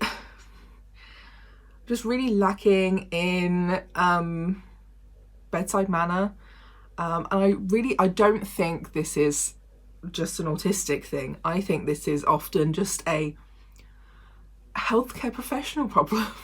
The amount of times that me or friends of mine have received really unkind and abrasive care from people, I really do not think it's an autistic thing. Like, I'm pretty sure they have other doctors in this show as well who act like this or worse. So the patient says, "I appreciate you're trying to advise me on what you want me to do." And she responds with, "These are facts, not opinions." And I was like, well, she is correct. She isn't giving her opinion, she's just telling him what will be happening if he makes that choice. So yeah, she's correct. He then asks what happens to the heart that he already has if it's removed. And she just says it goes to medical waste, and he said that he would need it back for a ritual to basically make sure he's no longer haunted. And she says, "We have laws, there are rules. Rules are rules." Bailey tries to compromise, but he doesn't want a new heart, and Dixon doesn't want to break the rules. And I sort of made my own notes here. I was like, I'm pretty sure there's exceptions around this anyway, though, when it comes to religion. But maybe at this point in time it wasn't as explicit, or it wasn't even really stated at all. But yeah, Dixon says, again, rules are rules, laws are laws, nope, and leaves. And then yeah, the next scene is, I was correct. Bailey is asking to get these rules like clarified and specified for Dixon so this patient can do his ritual. She understands that Dixon doesn't understand implied meanings, but does understand rules, so the way she's going about it isn't great. But I mean, I guess she's working to adapt to Dr. Dixon's needs in a way that will also benefit the patient at hand. Christina, who I will switch back and forth between calling her Christina and like Yang or Dr. Yang, because sometimes everyone's names are just a mouthful. Like Dr. Dixon, too many D's. Mainly everyone calls each other by their last names anyway in this show. So Christina introduces herself enthusiastically to Dixon as she wants to go into cardio, and I think she I don't know. I don't know what happened with the previous cardiologist. Later on, I realised why that cardiologist left, but I don't remember if there was anything specifically between that doctor and Dr. Yang, or if things were just fine and she's just trying to find a new mentor or whatever. Dixon asks her, is she one of the ones on her case? And Yang's like, I don't know. And who is that? And she doesn't remember names, and I was like, lol, mood. Dixon doesn't remember anyone's names. So her descriptions are not good. I mean, they could definitely be worse. Her descriptions are the black one, the male one, and the one with the yellow hair. You know, because like, that doesn't help at all. There are lots of black doctors in this show over the years. She doesn't specify it's a woman, but I guess by saying the male one, she means the rest of them are not. But there's a few men. I don't know. Dr. Yang says, no, she's not one of them. And Dixon says, then why are you talking to me? And I was like, Jesus Christ. And I was like, thinking, you know, Christina Yang is not dissimilar to a lot of these traits herself. However, yeah, there were elements to that exchange that are really uncomfortable, that even though Dixon is a disabled person, she is a white woman, and she is above Dr. Yang in like position and stuff, and experience in the hospital. And obviously Dr. Yang is an Asian woman and still training, so that exchange feels not good. And then I noted at this point that Dr. Dixon has her hair pushed back off of her face, and I wondered, like, is that like also another sensory hint? And then this is when I realised, oh, Dr. Han, who was the previous Han, they say Han over there, but Dr. Han, who was the previous cardiologist, left because she was dating Callie and they had a fight. And Christina finds this out. So then we're in the surgery. Karev compliments Dr. Dixon's skills at cardiology. He says that she's the fastest worker he's like ever seen. Bailey disclosing the new rule she's gone and had clarified. Dixon asks if anybody else knows about the rule, and Bailey said the chief knows, it's his rule. Dixon says to Karev, make sure that we follow with the chief's rule. And then she just goes, I'm going back to work now. The patient's heart is beating on its own, and my notes are like, he just still had a heart in there. What's going on? They didn't remove the original heart, because I just didn't pick any of that up. But yeah, his original heart starts beating, and everyone's like shocked. After the surgery, obviously, his original heart's beating now, is working, and Dixon says it's very atypical. She says that his heart has 6 years to rest, so this is probably why it started beating again when they removed the donor heart. Dixon then sort of starts nerding out on this, because obviously cardiology is her special interest, hearts are her special interest, but she's nerding out because this is something she's read about before, but never something she's seen before in all of her like experience of being a surgeon. And the patient says, oh, you have your beliefs, I have mine. And she says, I don't have beliefs, I have science. And he says, science is a belief in only what you can see and touch. I believe in more. Izzy then delivers him the donor heart, and they talk a little bit about the cleansing of ghosts. Bailey compliments Dixon on her work that day quite awkwardly, and she says, I only have one real area of interest, the human heart. I love it. I like its regularity, predictability, and like, this is me paraphrasing a little bit. Every area has a function, every function has a movement. I like the colour, it's comforting. Are you familiar with Asperger's syndrome, Dr. Bailey? And Dr. Bailey says, of course, significant impairment during social situations. Long pause. Dixon says, I'm not good at cues like sarcasm, condescension, but I do know when I'm being manipulated, and I do know when I'm being made fun of. I don't think I like this hospital very much. As she exits the elevator, I don't think I like this hospital at all. My note is, and welcome to working in healthcare as a disabled person. I got one thing straight there. And that's the end of that first episode with her in it. I think so far, I don't think it's terrible. I do think it's a little bit abrasive at times, a little bit too, yeah, a little bit too over the top, a little bit put on, but I definitely have seen worse.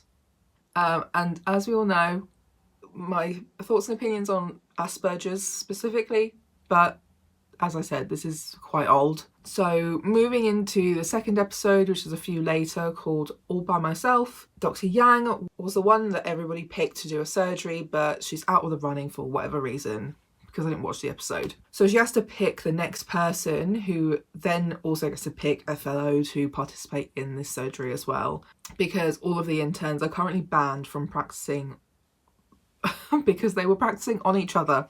As for the punishment, Chief Weber, I think it was, Dr. Weber, is signing Christina up as well to be on Dixon's duty all day, but also telling Yang to impress her, make her impressed with the hospital, because he wants Dixon as head of cardio. Everyone is then pestering Yang all episode, trying to get in on the surgery that she has to pick someone for. Yang is then off to find Dixon, who is signed in, but is nowhere to be found. So eventually she does find her at the surgery board, and Dixon wants the surgery spot that Yang has to choose somebody for. I genuinely thought she was going to pick Dixon for it.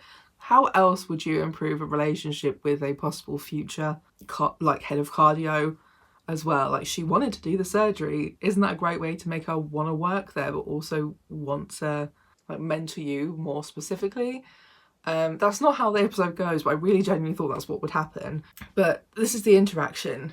Dixon says, I would like to do a surgery, but it's an amputation. I haven't done an amputation since residency.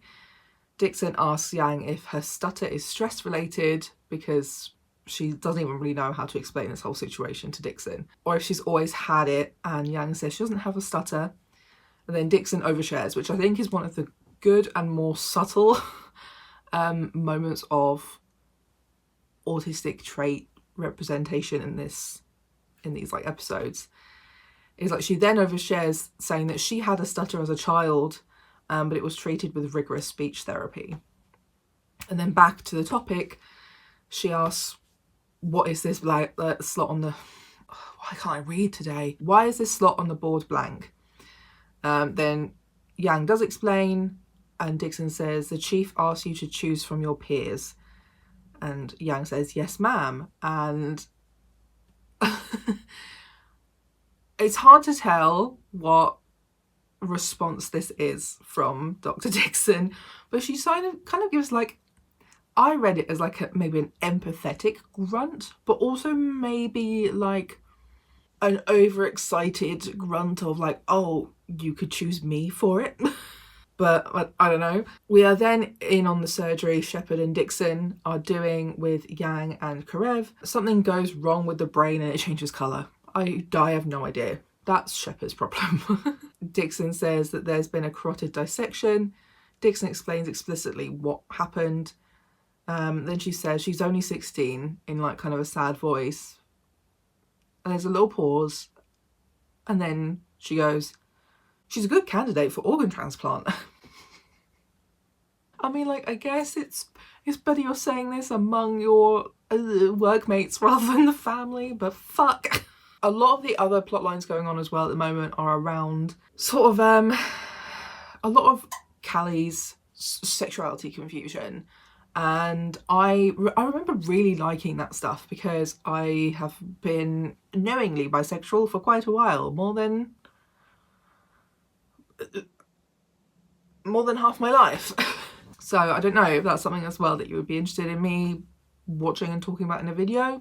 Let me know in the comments. I I want to know what you would like to see from me as well. Because as well, there was like, I don't know, I really enjoyed the camaraderie between Callie and the guy who works in plastics. I always forget his name. And then we're back to the surgery that went badly for the 16-year-old girl. The sister is brought in to visit and basically be broken the news to about, like, sorry babes, your sister's brain dead. She's gone. Say goodbye. And she was asking that, like, her sister can come out of the coma, right? And Dixon enters the room and says, no, she can't. I'm very sorry for your loss, but tests confirm that although your sister's bodily functions are fine, her brain is dead. She has no thoughts, no emotions, no senses. I'm Dr. Dixon. I will be harvesting your sister's organs if your parents agree. Like, I don't know, man. I feel like, wouldn't she... This is where I find it a little bit odd sometimes, because, like, she's very specific rule follower. Wouldn't she follow rules around how to address these sort of things with patients and patients' families, rather than just jumping right in to saying, I'm going to harvest her organs, if that's okay, before anyone's really, like, told the family properly and they've had time to process this and grieve a little bit, you know? I'd like, that just doesn't sit quite right with me. So yeah, the family then just say, like, actually I can't remember who says it, but someone says that the family needs some more time. But Dixon says, I'm very sorry for your loss, but her organs are young and vital. They could save many lives. The youngest sister starts telling her sister to wake up. So then Dixon says, I'm very sorry for your loss, but your sister can't wake up. Her basic functions are gone. Her brain is dead. Her body is alive, but unfortunately she is dead. And obviously the family are upset. And Dr. Gray says, Dr. Dixon, I think they understand. I think you should go now, please. And Dixon says, I've offended you, but we are running out of time. And the sister then just sort of loses her mind. And I feel like as well, someone should have told her what they were bringing her into, no? Like, I feel like they just brought her in and were like, bye, leave you here to work out what's going on. We're not going to tell you first. We then have Dixon in another room with Yang. Dixon says, there are people dying right now. There are people dying. It's inappropriate. And Dr. Yang says, I'm sorry, it's 4 o'clock. I need to make this decision. Still talking about the surgery. Dixon says, oh no, I'm not talking about your system. I approve of your system. I'm talking about the brain dead girl. She can't hear her sister, can't feel her hands. There are patients dying and those organs would keep them alive. Leave feelings out of it. Leave them out of the science. Leave them out of the decision making, because people are dying as we speak. And this, funnily enough, helps Yang make her decision on who to choose. And she chose Karev because earlier in the episode, when everyone's just like, you know, you should choose me, right? Or like all of these different kind of more manipulative, emotional based arguments, Karev just tells her how he would do the surgery, who is another one I think is autistic, and then just leaves. And so she chose him because he was the only one who was fact-based in his argument for why they should choose him. And yeah, Dr. Yang said that he made the best case, which is literally just telling her what he would do. Chief Webber talks to Dixon, asked if she had a good day, if she wanted to stick around, and she goes like straight for the jugular with him. Also in this scene, it kind of looks like she's rocking a little bit. I don't know whether it's like self-regulation or concentration, but that was also something I noted. So yeah, she says, Dr. Yang informed me that she was under some sort of psychological torture. Was that your intention? And he says yes, and she pulls like kind of an odd face, like a slanted smile. And then she says, have your board write me a better offer. And I'd like to say here before, because this is the last bit of the episode, I don't know if there's any more to it because my computer kept glitching as I was trying to just watch the rest of the episode. So that's all I got. I can't imagine what else there would be involving her in the episode. But I will speak on that point in particular. That is never addressed again. She just disappears after the 3rd episode that she's in. I read in the Grey's Anatomy fandom wiki that basically in like the notes and trivia section, a deleted scene showing an exchange between Richard, who is Chief Webber, and Dixon outside the hospital reveals that after her 3rd visit, She ultimately refused Richard's offer of the head of cardiology position, but accepted privileges at Seattle Grace. But she never comes back. She stated also that Bailey and Yang were very helpful to her earlier that day, referring to something that comes up in this next episode. So yeah, like, I don't know why they would just delete that scene. And also I don't know why that she would accept privileges at the hospital when she doesn't come back. Okay, so we are on to the last episode, which is called Beat Your Heart Out.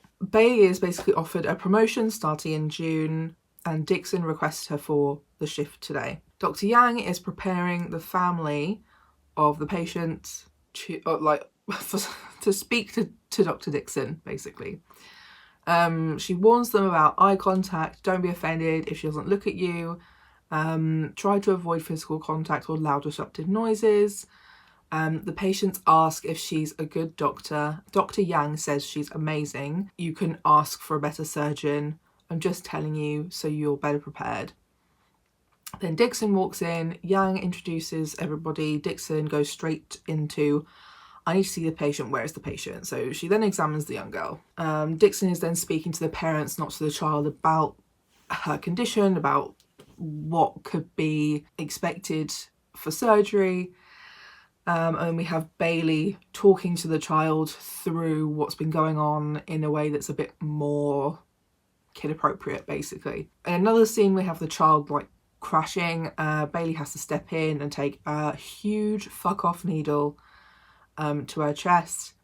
We also have Arizona here now. I don't know when she turned up at any point because I was skipping things, so I don't really know when she turns up, but she's here for a bit of this case. The OR is being prepped. Dixon says, see you in there, Dr. Bailey. And Dr. Bailey's has a lot of recent bad experiences to do with children near death. And this is a complete side note, but one of the things, the scenes that happened here is that Izzy is doing a lot with the interns. So she's running the clinic where everyone's doing things like injections, blood tests and that sort of thing. And like, they're just x-raying Izzy just out there. And I'm pretty sure that's like a health and safety hazard due to x-rays radiation. So that seems a little bit weird. I don't really know what's going on with that. But they're in surgery. It's more complex than everyone thought. Dixon can fix the valve, which is what she was talking about earlier. But the heart is basically done for. This is one of the most diseased hearts I've ever seen, she says. She basically needs a heart and lung transplant. Bailey dips at this point in the surgery, and then Yang takes over. Dixon gives the family the bad news. She's definitely not giving it in as harsh of a way as she was in like that first episode. I feel like if she had kind of been like this from the start, the representation wouldn't have been so terrible in a lot of people's eyes, as it was just a little bit extreme, particularly for the job role she has and how long she's had the job for. I think a lot of people who are autistic and do struggle with things like tone and responding to people and giving people news and things based around facts versus feelings. A lot of us know that if we spoke like that, we would not have a job. I appreciate the more softened version of this. It's still direct and factual, but she's not as like, I don't even know how to like explain it. It was just so, it was very abrupt before without really thinking about the patient's response in that moment. Then she asked where Dr. Bailey went. Bailey comes in with her idea of for the kid to have like a backpack, so she's not always going to be in hospital forever until she gets this transplant. But she didn't talk to Dr. Dixon first, so it's all very overwhelming for Dixon. Everyone's suddenly being very loud and very happy. They shake her hand, they even hug her. You can sort of see like during this process she's sort of like shaking with a lot of overwhelm, and when she is hugged she flinches and shouts no, no, and sort of like abruptly leaves. Everyone's either kind of like confused, shocked or worried about this response. Bailey finds Dixon in an empty staff room. Bailey asks how she can help, and Dixon is trying to like close her doctor's coat around herself really tightly. And Dixon's response is, you can observe protocol, as I was getting to that option. But it was too much. There was too much yelling, too much touching. Bailey then says, okay, I'll leave you alone then. And Dixon's like, no, I don't need to be alone. I need pressure. I need my nervous system suppressed. I need constant, deep, tight pressure across the large areas of my body. Long pause. I need you to hold me. Bailey then tries to do this, and as she does, Dixon says, tighter, tighter. You're a very tiny person. I need a bigger person for more pressure. And that's when Yang walks in and goes, oh, what can I do? And Bailey goes, get over here and hug Dixon. And she's like, oh, I was thinking a shot of Thorazine. I can't pronounce any of these fucking words. And Bailey's like, get over here. And then it's just the very iconic photo of the three of them sort of in this really weird, awkward group hug. And then Dr. Dixon sort of says, cows are squeezed tightly in a chute before they are slaughtered. And I was just like, oh, Dixon, please. She then goes on to explain the chute applies intense pressure, resulting in decreased pulse rate, metabolic rate, and muscle tone. Bailey then says it calms them down. Dixon responds, it calms them down. The same principles apply to people like me. A hugging machine is used to relax the sympathetic nervous system. Slows the heart rate. This is good. It is working. Yang then says, oh, so we can stop now. And she goes, no. It's sort of like that. I can feel it working, but it needs to continue for a bit longer to actually work. I did like this section because it kind of, whilst that's so much, that's so much, it's quite a nice moment of actually kind of explaining it both in doctor terms but also normal people terms of like why this is important to do for her, why this is helpful for her and other people like her. I think it was quite a good learning moment for anybody who could be watching who might know an autistic person who benefits from this kind of pressure for the nervous system. Maybe that's why I'm fucked. I need some more pressure for my nervous system. Eventually Dixon says, you can let me go now. And like nobody moves. So she goes, you can let me go now. Because then it's too much touching otherwise. It almost seemed like the other two kind of needed to be there, needed to continue doing that for themselves as well. Yang also then uses the hug thing on Dr. Hunt, who she's having like a thing with. Again, don't know how far into it we are because I'm just watching these 3 episodes. But it's also then, yeah, nice to see she's learned something and she's using it on somebody else that she cares about. Whilst the methods aren't super great, she was definitely forcing it upon this man. It worked. Bailey and Dixon are then in surgery again for this kid. Bailey is apologising for her outburst and should have spoken to her first. And Dixon says, it was inappropriate, but I have come to expect it from paediatric surgeons, always breaking protocol. And Bailey says, I'm not a paediatric surgeon.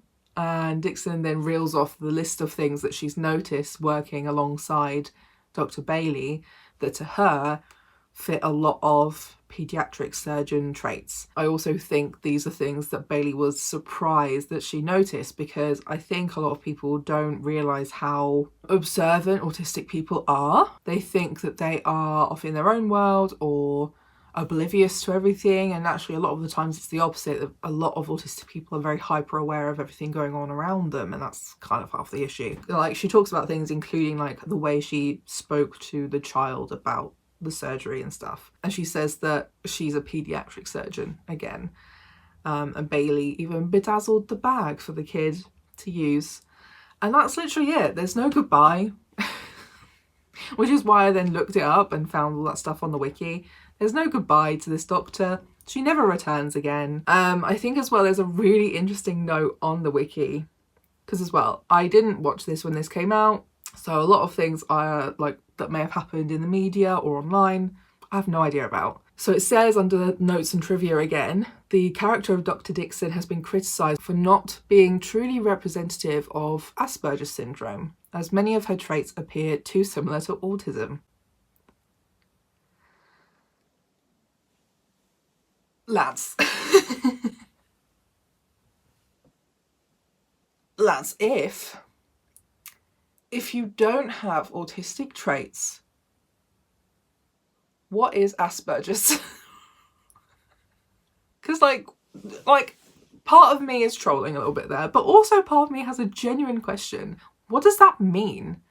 Because the rest of the note here as well says, like, even though both are part of the autism spectrum, they were thought to be different and distinguishable. Since airing, however, it has been deemed that there is no significant difference between Asperger's and autism, and now Asperger's as a diagnosis has been removed from the DSM, instead being covered under the diagnosis of autism spectrum disorder, or now it's kind of moving into autism spectrum condition, which, what's the difference between condition and disorder, babe?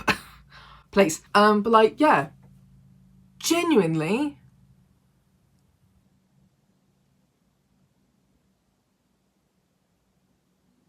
what is Asperger's? What is Asperger's if it's not autism?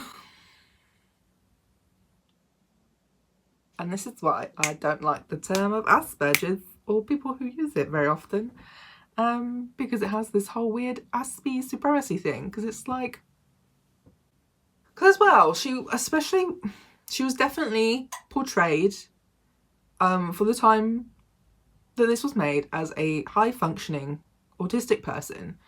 Again, terms I don't like to use in real life, but referring to media that's a little bit old and referring to the diagnostics of the time, again, which would have been old by that point. That's the terminology that is used around these sorts of people and characters. Things like high-functioning autism, high-functioning Asperger's, things like that. She wasn't the other version of a stereotypical depiction of autism, which are the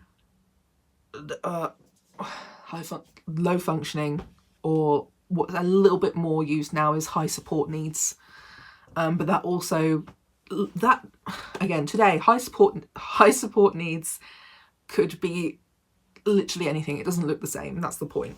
But yeah, like, she's not being depicted as a low functioning autistic person, which we see in things like because I don't enjoy these sorts of things. Maybe like people who are in season 2 of American Horror Story. Oh, actually, one of the good examples of what I was kind of talking about with low functioning autism and the representation of that being very generalized is actually the patient from that House episode that I watched for Takayasu's, that you can go and watch here, because I talked about it of like, when you don't know what the reason is for this character being this way, it would be very easy to think, oh, autism, but no, that's not it actually.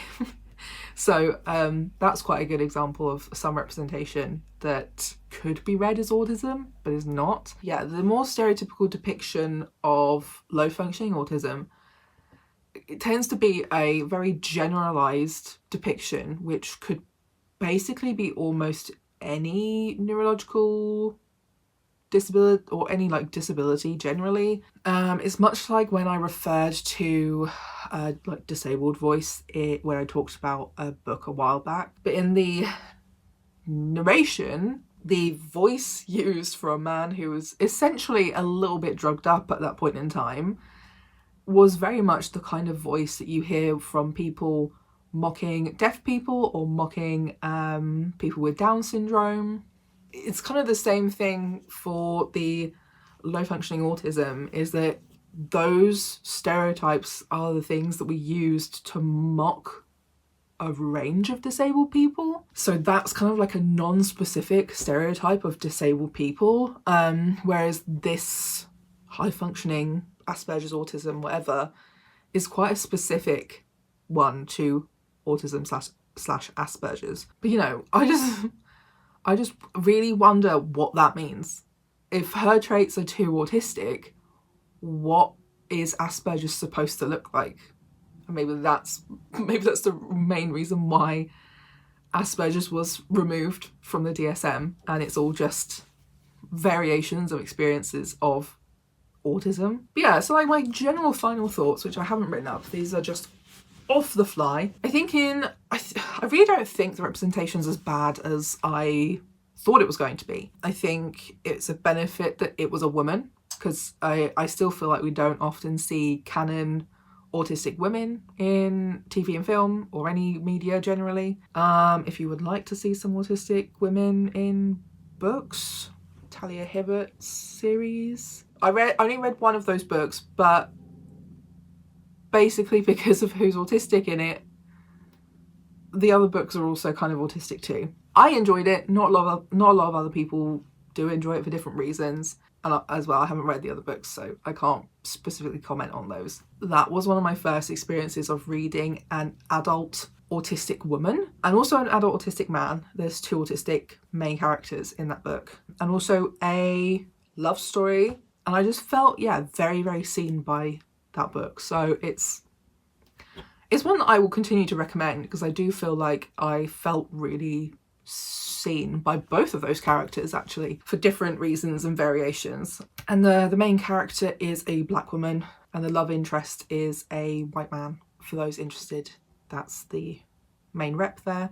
Can't remember what my point was now. Generally we don't see canon autistic women. A lot of autistic men are always white. They've always already been diagnosed for most of their lives. And she's reasonably typical in presentation. I don't think this actor is autistic. I don't think there were any autistic people involved in the writing of it. I did try to look this up, of course, but the only things I could really find were vague claims that the actress is deaf and has migraines. I couldn't find a reputable source for this, and I couldn't find it on her personal social medias, so I cannot confirm that either of those things at all. If you find anything on that, feel free to leave the links down below. But I could not find anything that wasn't from like a blogger or like Reddit. If that's not correct, feel free to let me know in the comments. But I really can't imagine that being a thing back then. And I just kind of think her character was done a little bit dirty as well. She came in to teach people about autism and then didn't even get a goodbye. Most characters, even if they're only there for a short while, get like a goodbye. I think especially because they were trying to get her to become head of cardio. It's weird that they just cut that scene. And yeah, I think as well, considering how progressive that show has been and has improved with over the years, I think this is a thing with a lot of programs generally. The ones that usually seem quite diverse and forward-thinking usually still forget disability, or their versions of disability are side characters, short-term characters. In medical settings, obviously the patients who you don't usually see again. I think, as usual, my general disclaimer of any representation is that it's any representation made, even if it's made by the person in that community, it's never going to fit everybody in that community. So whilst there are some things I think could have done better, and I think it would have definitely benefited from some own voices, writers, or even just like consultants for it, I don't think it's that bad.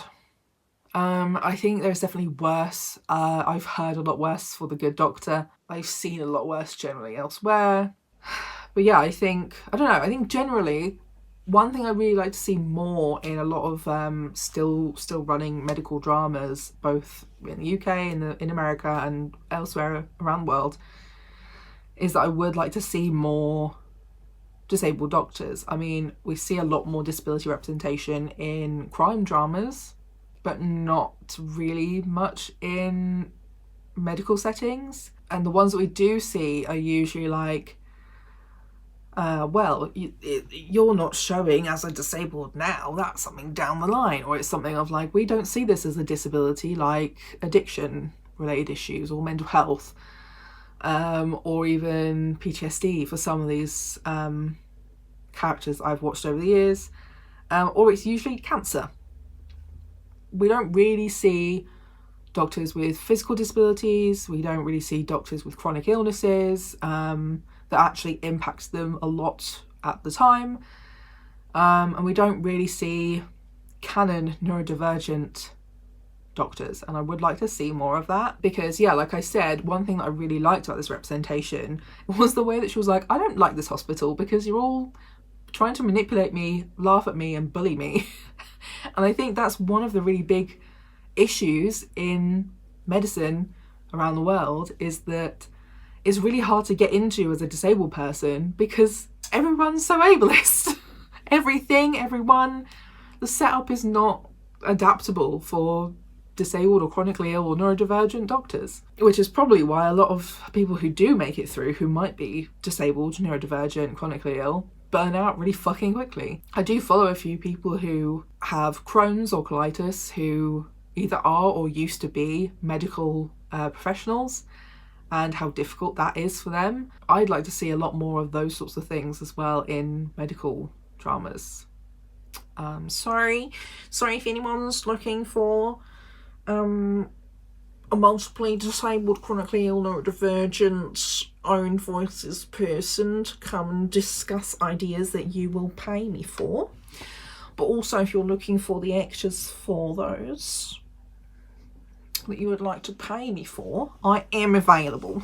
And it will be really good because it's my life. Yeah, still waiting for those parts of TV to catch up, you know? It's not as bad as I thought it was, not as bad as a lot of other representation is or can be, and I don't know, I guess it was one of those minor representations to slowly open doors for more autistic characters to be on screen, but I'm still waiting for the door to be open for more autistic people to be playing those autistic characters, because yeah, most of the things I talk about when I'm discussing particularly autistic characters that are canon autistic characters, they're like never played by an autistic person. There's a show I've just finished watching, the series that are available anyway, based in France, where they definitely did more by having autistic writers and readers and giving feedback on the script and stuff, and the actor working with autistic people, but the actor is not autistic. And yeah, I think I will make a video on that eventually as well, because I've a lot of notes, so I need to actually make those into a script properly. And that's another one that I don't think is a bad representation necessarily, just kind of disappointing that it's a show coming out now that's still not hiring autistic actors to play the autistic roles. And then a few other things are a little bit disappointing, but a lot of things I did actually really enjoy and appreciate in that show. But again, that's a crime drama. That's my video for this week. I hope you enjoyed it. Let me know if there's anything else in any kind of TV show, film, or whatever you'd like me to talk about on here, whether it comes to queerness, gender, disability, of all the varieties. Let me know, and if it's something that I feel like I can or would want to speak on, I will do it. Yeah, I have a few other things coming up that I'd like to do. There's definitely a few episodes of Call the Midwife that are or can be quite decent when it comes to disability representation, especially the first episode of this year, to be honest. So I may discuss that one in the next few weeks, maybe, if I can find it again to watch it and make notes. So yeah, just let me know if there's anything you particularly would want me to check out, and what reason that is, so I know what I'm looking for. Don't forget to like, comment, subscribe, share my videos as well. Watching my videos is really helpful at this point too, to help with the whatever it is, watch time, to meet partner. That's it from me this week, so I'll see you next week. Bye.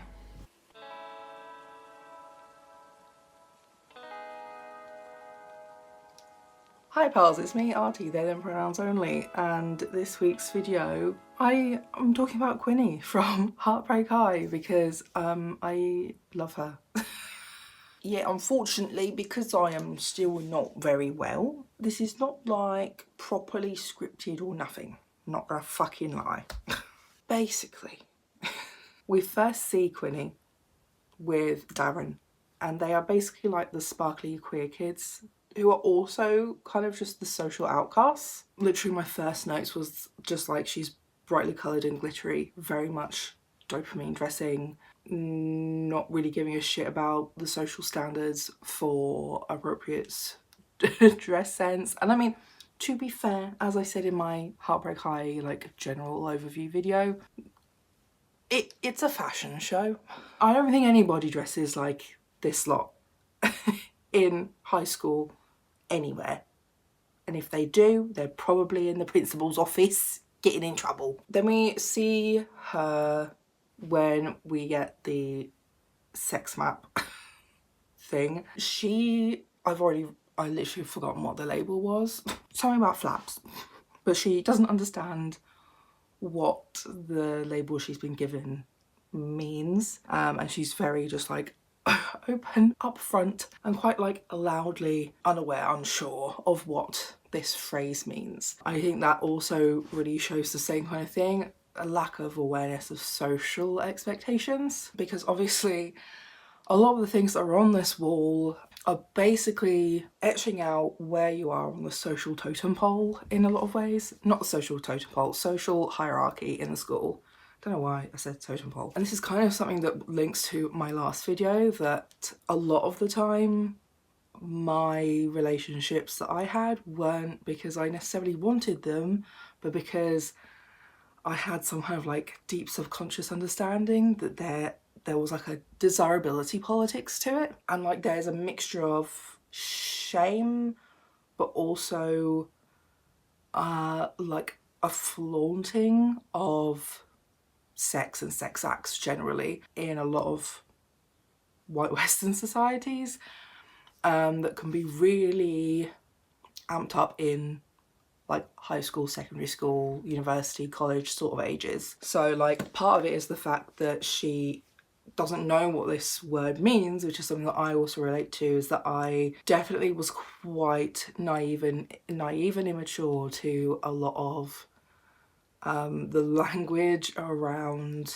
sex, I guess, but more so the slang. But then also the fact that she's kind of unable to read or understand that what's been written next to her name is probably not like good.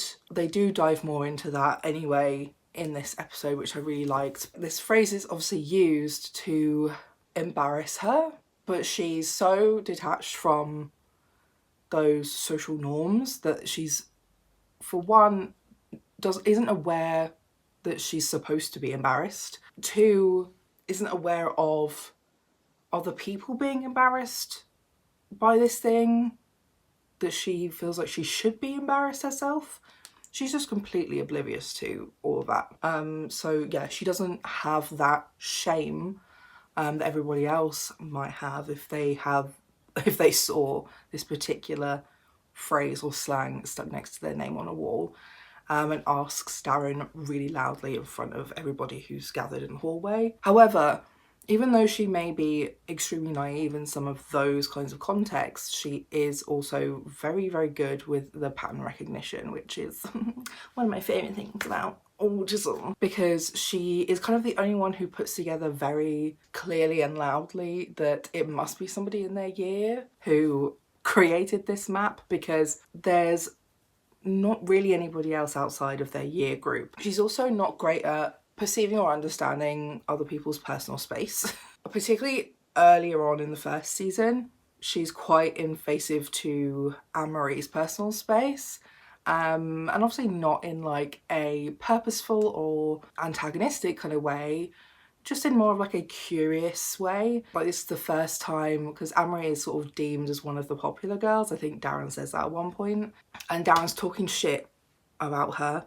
Quinny's just like, that's not fair. Like, we don't know her. She doesn't know us. She might be a really nice person. So this is sort of the first time where she might have been maybe more allowed within Anne-Marie's personal space or vicinity in any way, because she used to have this really close group of friends who were Harper, Sasha, Missy, before it got out that the map was her. After Anne-Marie gets beaten up by, I think it must have been Harper, but either way, she got a bloody nose and is like laying on the floor.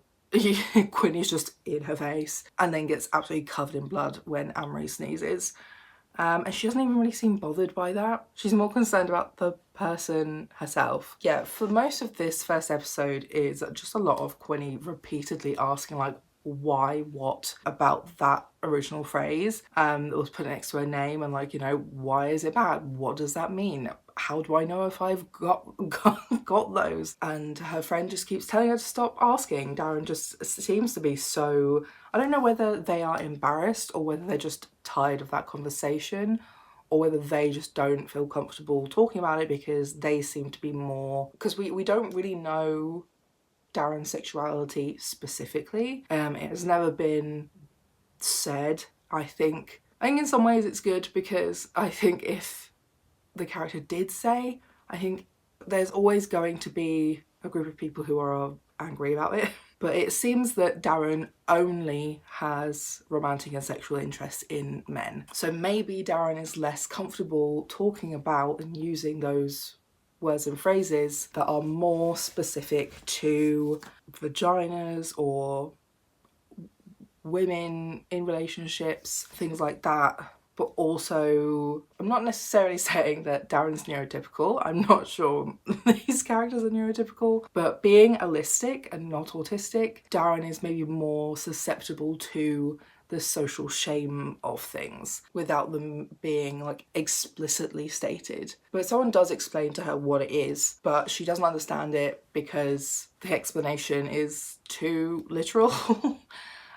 So she doesn't really get it initially. And then, yeah, I mean, I think my point is just made by this next bit where she says, well, you can look for me and let me know. And Darren's like, no, I will not be doing that, thank you very much. But she doesn't even really understand the shame around naked bodies among friends, which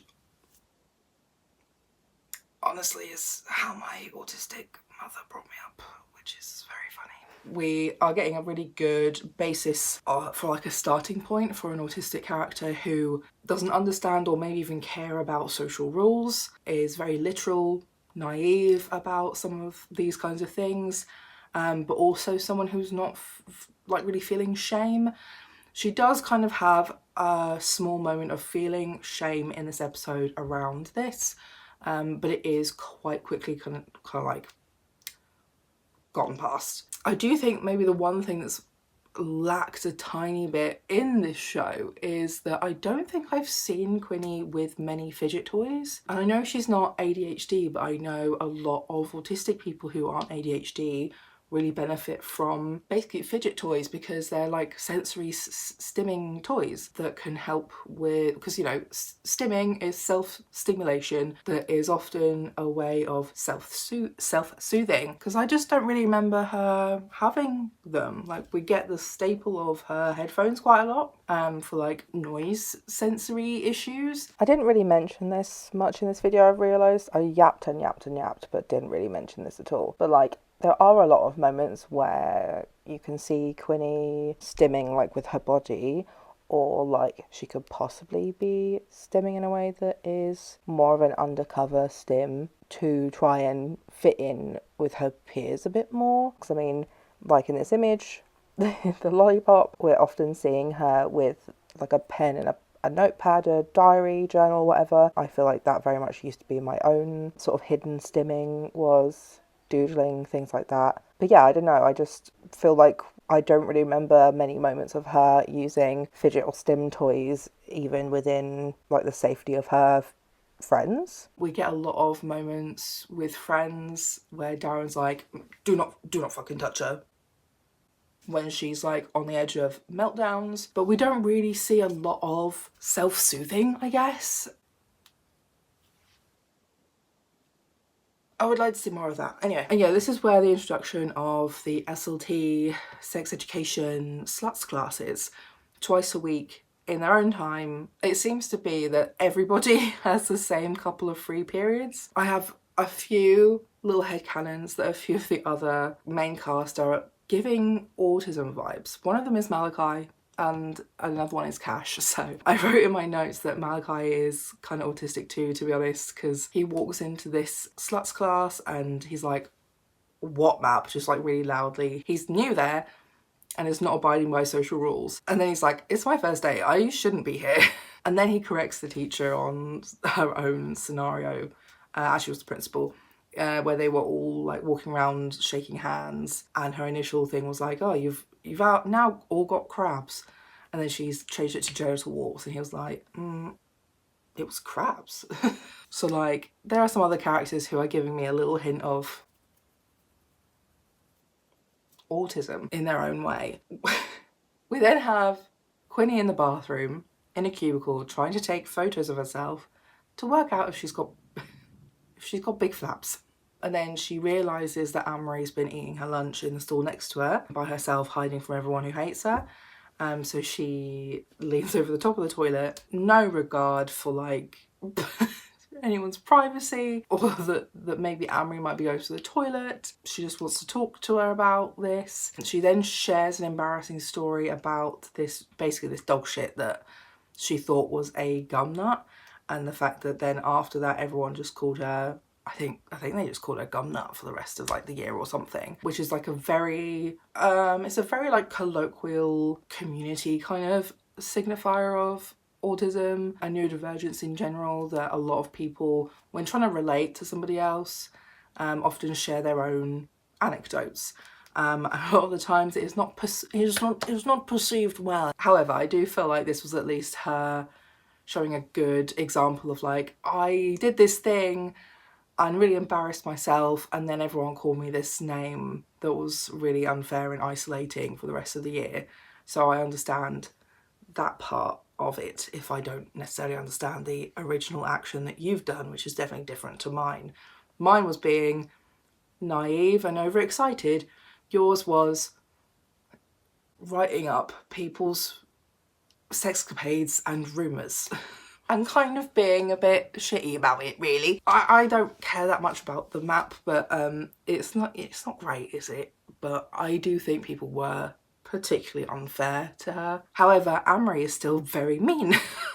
Very mean to Quinni, which is, I think, a very accurate representation of how those kinds of conversations go. Even though Quinni's trying to be nice and is basically the only person in the whole school at that point trying to be nice to her, and except Malachi, who is also flirting with her. Like, Quinni is the only person who's trying to be nice to her and make her feel better, and it's just being pushed away, which is, I think, quite a common experience. And yeah, like I mentioned earlier, she does tell Darren to not be mean about Anne-Marie, even though she is literally the one who wrote down that Quinni has big flaps. Quinni's retort to that is, well, Spider told her. She didn't just make that up. Spider said it to her, because we've been put on that map together and we've never even...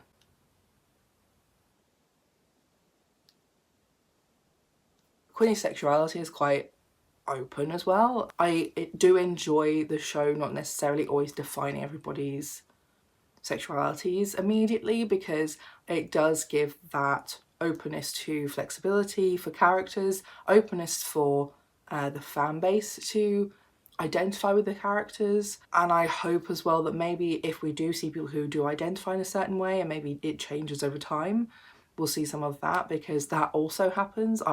I've tried on different labels. Sometimes they don't fit, or sometimes they only fit for a little while, and that's okay. It's not always static, and sometimes you've just got to try things out for a bit. And I also actually mean that when it comes to sexuality stuff too. I know straight people who tried out some gay shit and were like, I don't think this is for me, and I respect that. I don't remember what my point was. Oh yeah. Quinni, yeah, her sexuality is quite open. We know that she's queer. We know that she's at least sapphic, because she does date and like have a big crush on Sasha in the season. But I do feel like she's quite open to interpretation. She's never made any statements that are quite specific, or like really any statements at all about her preference generally, just that she really fancies Sasha. By lighting, by lighting, by lighting, by lighting. And I think, again, that's another good representation in a lot of ways of, there are statistics that show autistic people are more likely to be trans and queer, and all queer, than allistic people. But also neurodivergent people in general are more likely to be queer or trans. That's the end of that point.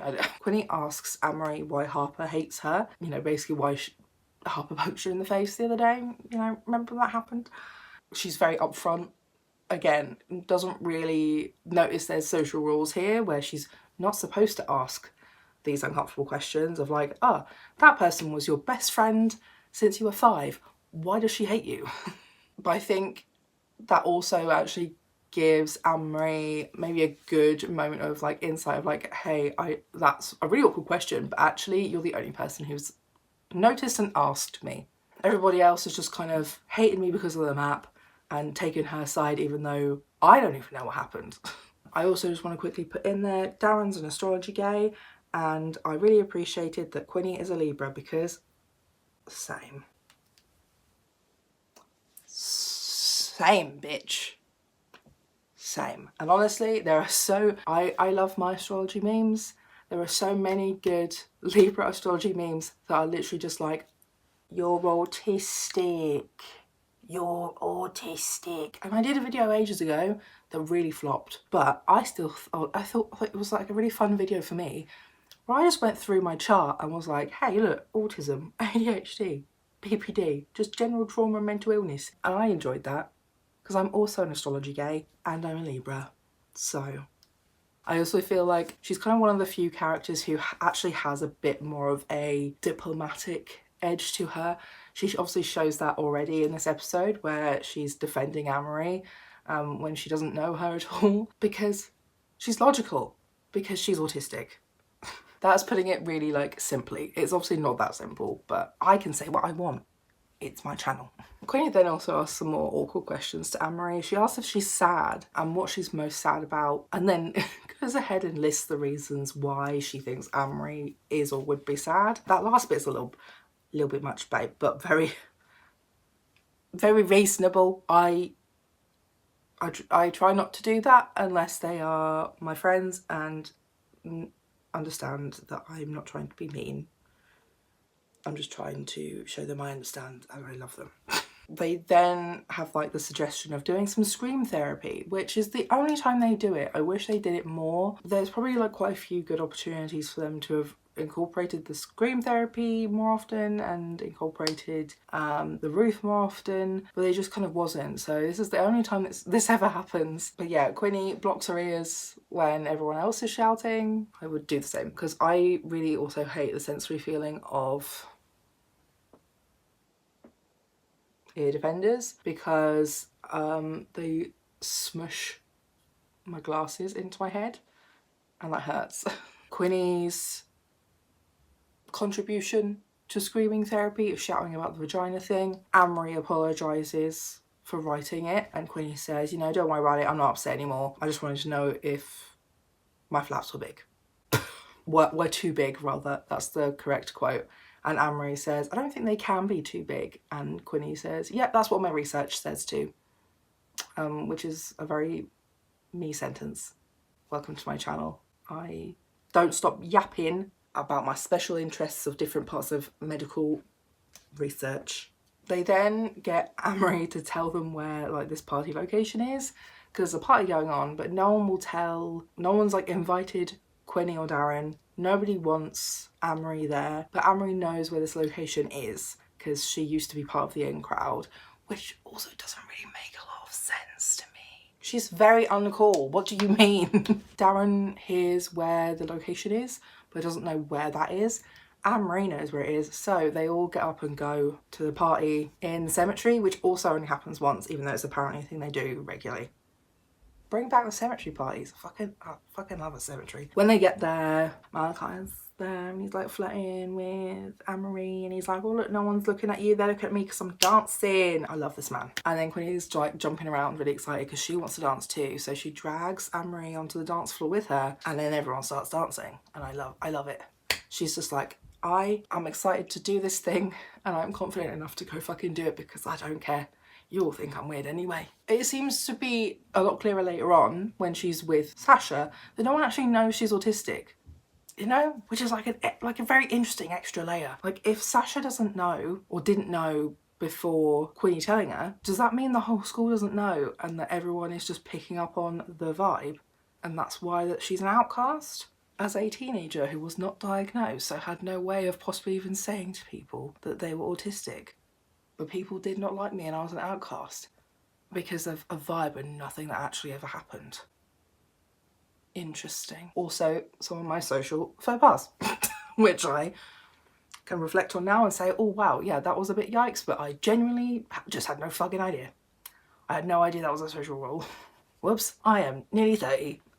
gotta move on sometime. Quinny decides that she's using this party as well to confront Spider about what he went around saying about her by basically giving him a vagina anatomy class, which again I think is very funny. She's done a lot of research, put a lot of effort into it, and it initially comes across as very naive, but actually because she's so used to people treating her this way, she's learned how to like twist people's answers back at them. And I love this, like I love this because, like, yeah, it looks like she's about to really embarrass herself. She chucks this thing in, she starts going through talking about vaginas and stuff like that. He's like, oh, disgusting. And she's like, oh, I thought you liked vaginas. I do like vaginas, and all that sort of, you know, some of that really silly arguing back and forth.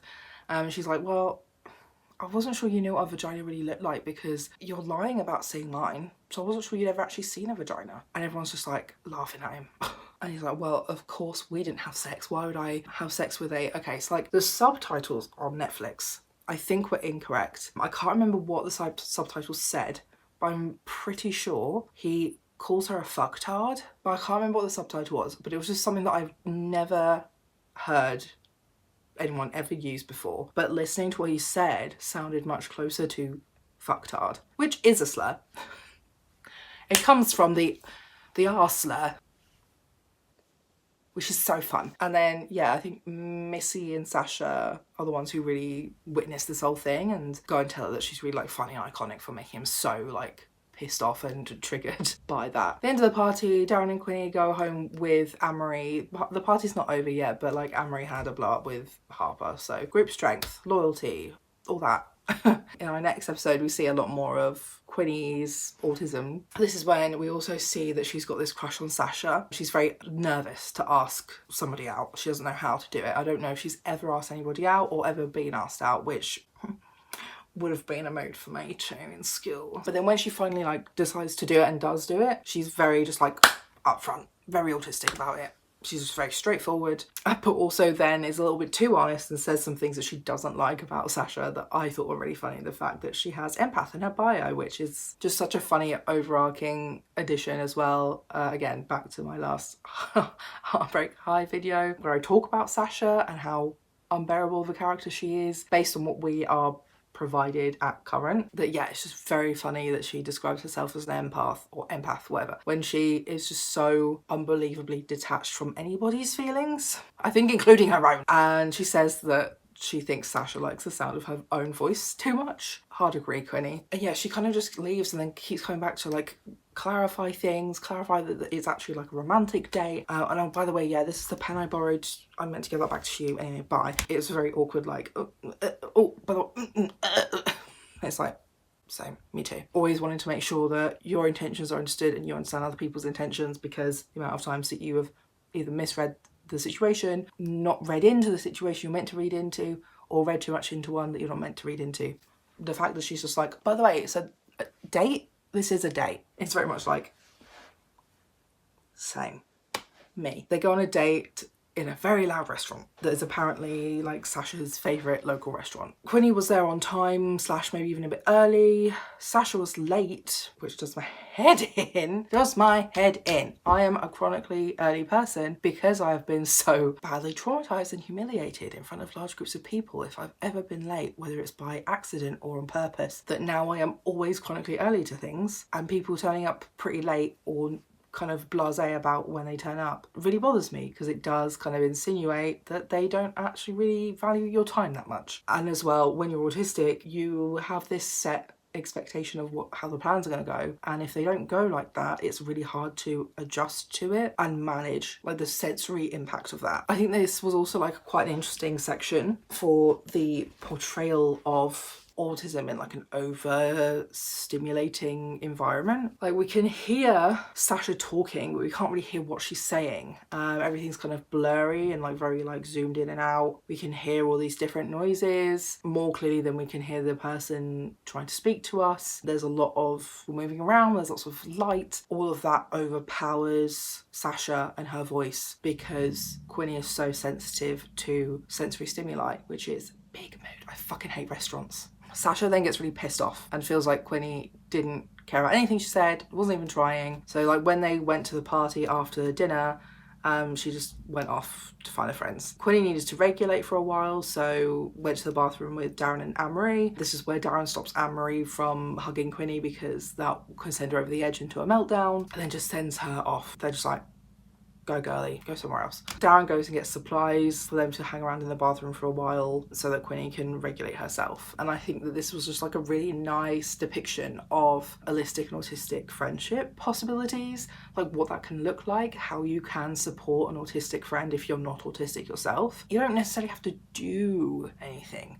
Sometimes just being there in case you're needed is helpful. It's very similar to like parallel play. Instead of like in a play kind of scenario, it's more of like a support scenario that you are showing support by just being in the same room as them. When she's finally ready to leave the bathroom, she sees Sasha and then goes over to speak to her and tells her that she's autistic. And then here are some of the reasons why I find Sasha unbearable. She's like, I've met autistic people and you're like emotionally intelligent.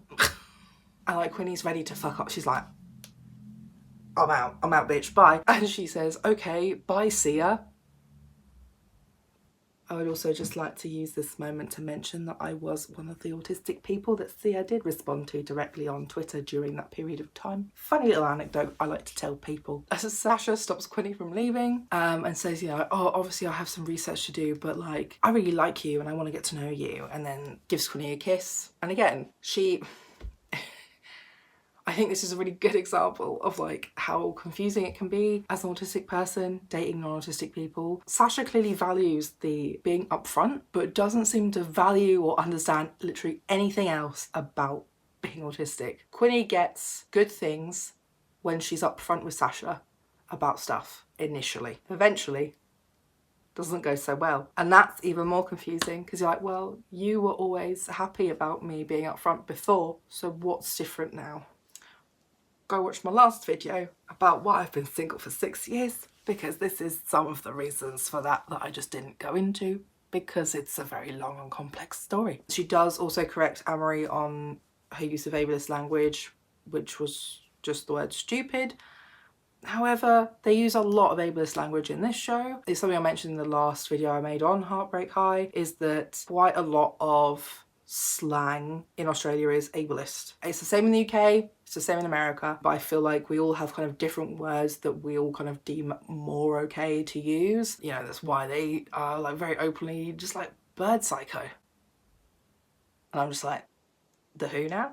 This is again something that only happens once and never comes up ever again, that I mentioned in that last video, that seems a little bit like, obviously it's tiring policing people on those sorts of things, but also kind of just feels, I don't know, a little bit virtue signal-y. I could not tell you another show that really does that, where they point out ableist language. However, because they only do it once, it doesn't feel very genuine. Like, even if she doesn't do it all the time, I would give it a pass. If she did it maybe more often, it would feel a bit more important to the character. But because it's only done once and never again in 2 seasons, it feels kind of virtue signal-y to me. And also the fact it's on stupid versus like some of the more severe words I used. Sasha preemptively asked Jojo, the teacher of like the sex ed thing, if their group could work in like a quieter space, keeping Quinni in mind that she clearly struggles in louder environments, and like this is such a big mood. I'm sure I talked about this in one of my autism videos, so this was really nice to Quinni. Quinni was like, oh wow, I have a partner now who actually is thinking about me and is preemptively thinking about adjustments that could be made for me that actually I would like, I just can't be bothered to be asking for and fighting for all the time. Because honestly, sometimes I don't understand why. It's strange to me that, you know, if you speak up for yourself, you're more likely to be brushed off. But if somebody else speaks up for you, they're more likely to be listened to. Especially when it comes to like bias, bigotry, ableism, adaptions, that it's just very strange. She's very appreciative of this, so they're all outside on the benches doing their work instead of in the classroom with, 2 or 3 other groups. Quinni also shows that like adapting to somebody's change of pronouns is doable as an autistic person, because she very easily calls Darren they, them, and any other like gender neutral or fluid terms that Darren's character wants, which is often an argument used by a lot of cis usually white autistic people is like, oh, it's too hard to change my language. It's like, yeah, mate, like, babes, I know. And like, I'm not perfect because, oh my God, it is hard to remember the correct like words, or even the words that you just want sometimes. But my guy, it's not impossible. You have to try. And if you care about people, you have to put the effort in, mate. The next episode, this is the one that's trigger warned for police brutality against a First Nations person. It's Mardi Gras. Amory says that she took a self-care day, which is a euphemism that Quinni did not get and was just like, good for you, and took it very literally. They also have to explain like drug euphemisms to Quinni, but she does pick up right away that Darren has a little thing for cash. She's very good at picking up these non-verbal cues, and I feel like that's in like maybe even like a hyper-vigilant kind of way, in the way that I also identify with that. I'm very hyper-vigilant about my interactions with people and interactions I'm witnessing among people, that I am more likely to notice and pick up when people are gaslighting and using the Darvo technique, because I've witnessed it so many times. A lot of the times it can be a lot more reliable to read people's like body language or what their like signs, signals they're giving off to other people than it is to trust what they say out of their mouth. And like, whilst I don't think body language is a real science, it isn't. It has been proven that it is bullshit and very ableist and racist and probably other things that I don't even know because I haven't really looked into it fully. I just know it's bullshit. There is still that element of a lot of particularly allistic people communicate a lot through their body language more honestly than they do through just their fucking mouth. And sometimes it's a lot easier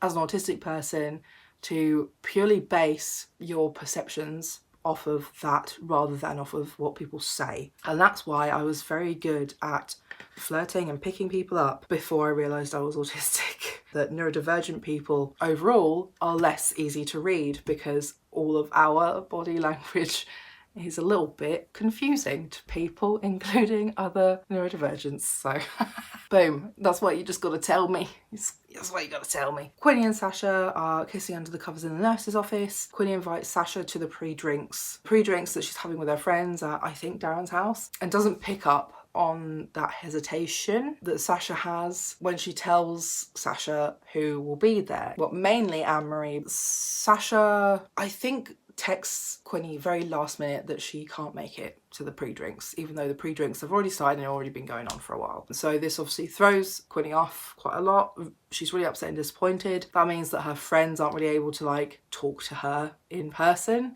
in like a more normal people environment before they're going out basically clubbing, because it looks like they're at a club. So yeah, like everybody in a small group feels let down and can sense that she feels let down as well. At the party later, Quinni like ices Sasha out a bit. Sasha then becomes like too like mothering and overbearing and is like smothering Quinni and is always like answering for her, assuming what she wants, telling her what she does or doesn't need. So like later Quinni finds her in the bathroom snorting ket with Missy, and like she does that again there, and Quinni's like, well, you haven't actually asked me that.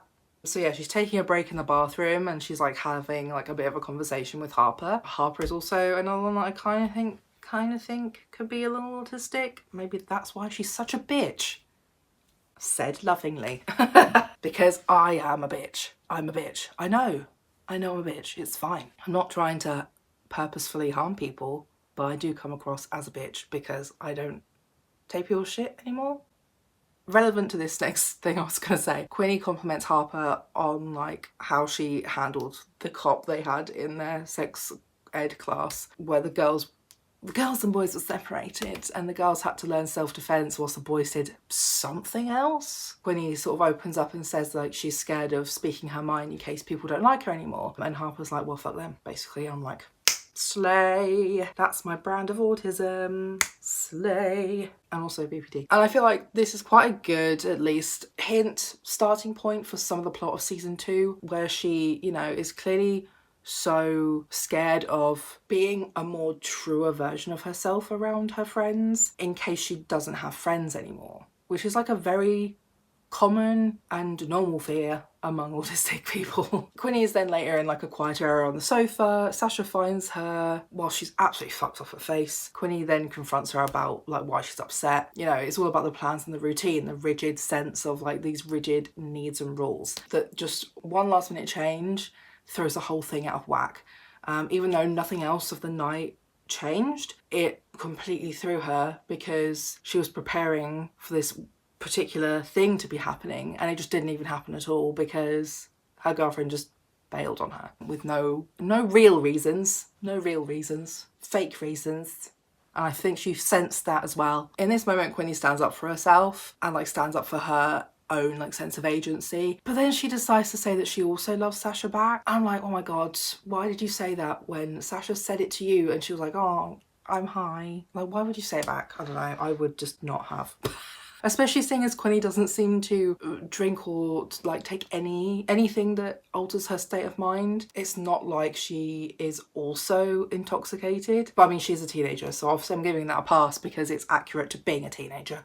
My thoughts and feelings are very strong in this moment where I just think Sasha is an ableist shit who is very good at weaponizing therapy language and a lot of political language to make out as like she's a good or better person than she actually is. And yeah, I just think Quinni deserves better.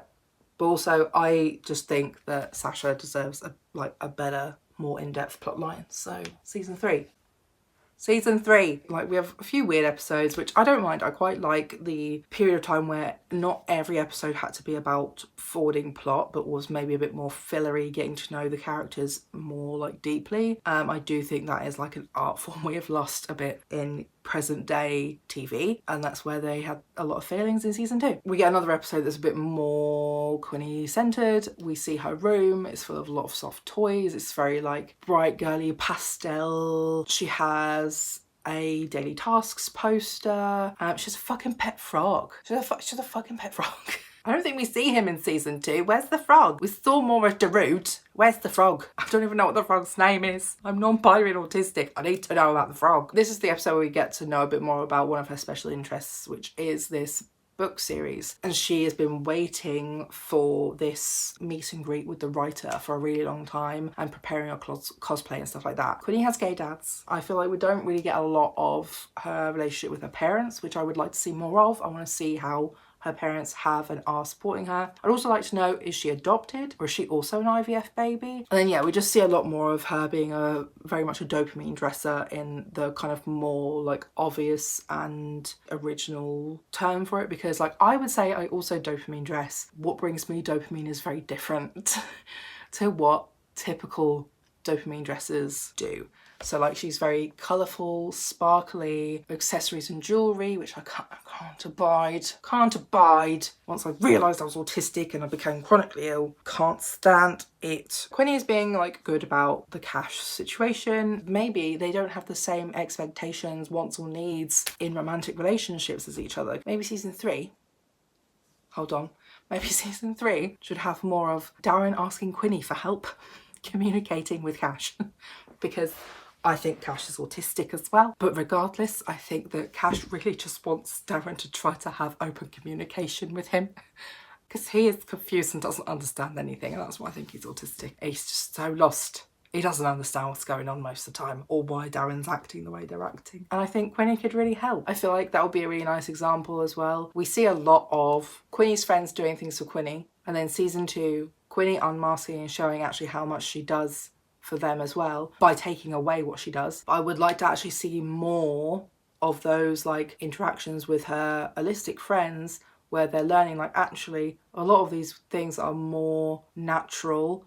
to autistic people would also benefit them as well in their lives. Not necessarily all the time, but definitely in some circumstances. And I think that would be one of them is communication among each other as friends and in their relationships. Because as well, like I said, she's very logical, she's very diplomatic, she doesn't really jump on the bandwagon of everybody sucks because you're my friend and they hurt you.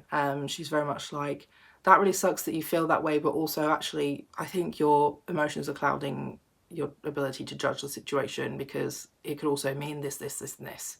but you don't know because you've not asked them the question. We have this nice moment again where like Darren knows and remembers that Quinny's like whole big special interest event thing is happening that evening, even though they're throwing a party with Anne-Marie at Anne-Marie's house, when Sasha just completely fucking forgot. Like, babe, you just started dating. How did you already forget something that's really important to your girlfriend? But okay. Quinny isn't really sure if she's going to go to this party after the event because she wasn't planning on it, and she knows that what she's going to be doing is probably going to take quite a bit of energy.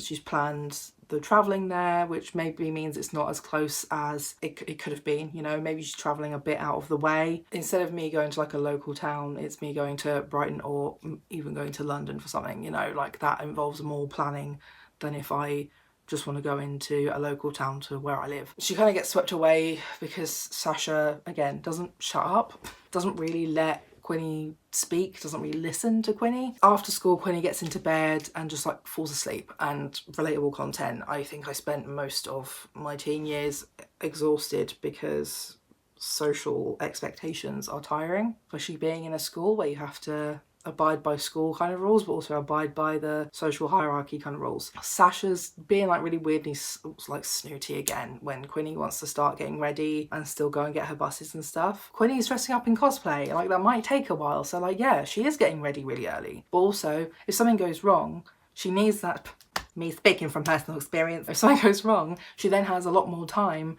to deal with it, sort it, fix it, and regulate herself to then still be able to go do the thing. If you do things last minute and they go wrong, you don't have the time to fix it, regulate yourself, and still be able to go. And yeah, Sasha's kind of getting kind of gaslighty with Quinny in this episode, like in this moment. She completely derails Quinny's plans, and then suggests that she's overthinking her own needs. And it's like, no, babes, I've lived here in this body and this brain my whole life, and it's taken me this long to work out actually what my needs are.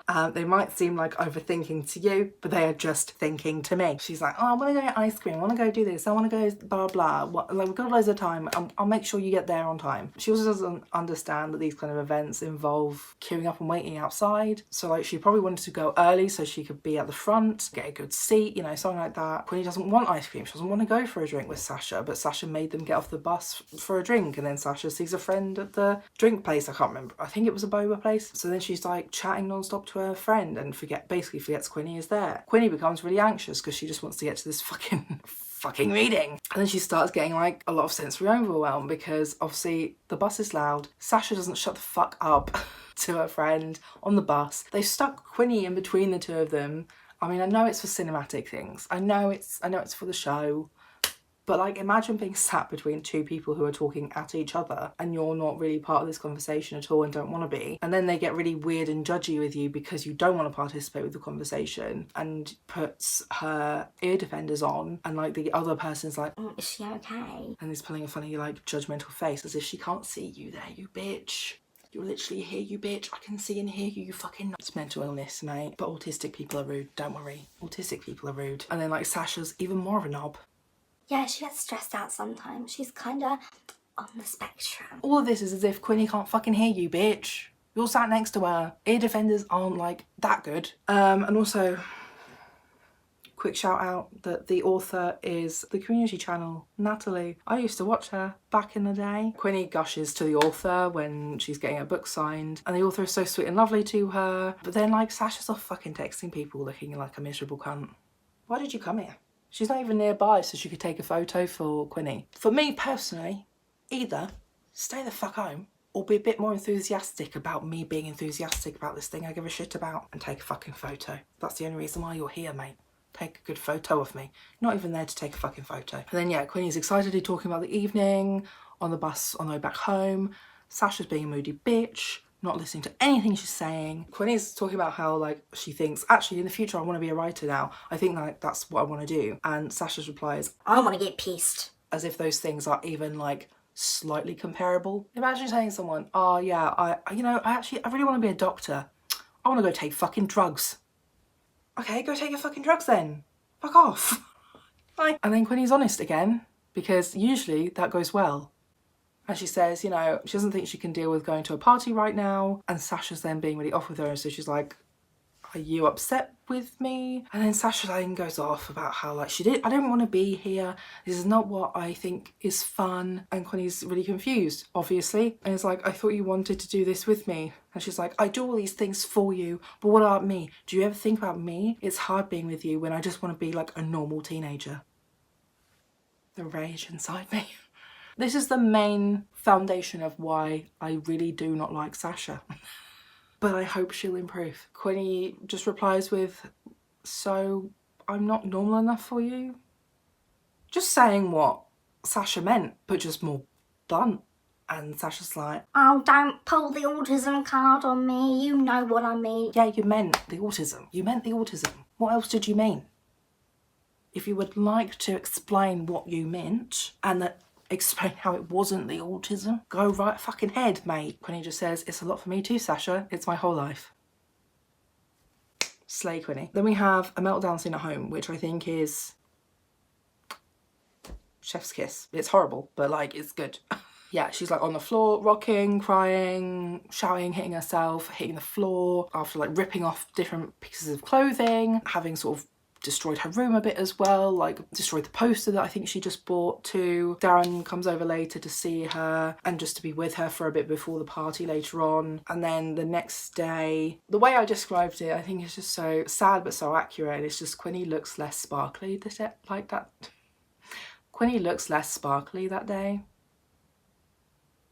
Both literally and metaphorically. And she just looks so exhausted and frazzled. Darren helped her to tidy her room and put things back on the wall and stuff like that, and that's what was so like precious about this friendship to me, was that, you know, Darren saw her at some of her ugliest moments, that she can't help those things. They would just be there with her and would just quietly, unquestioningly support her through those moments, and that's why Darren was character assassinated in season 2. Because where did that go?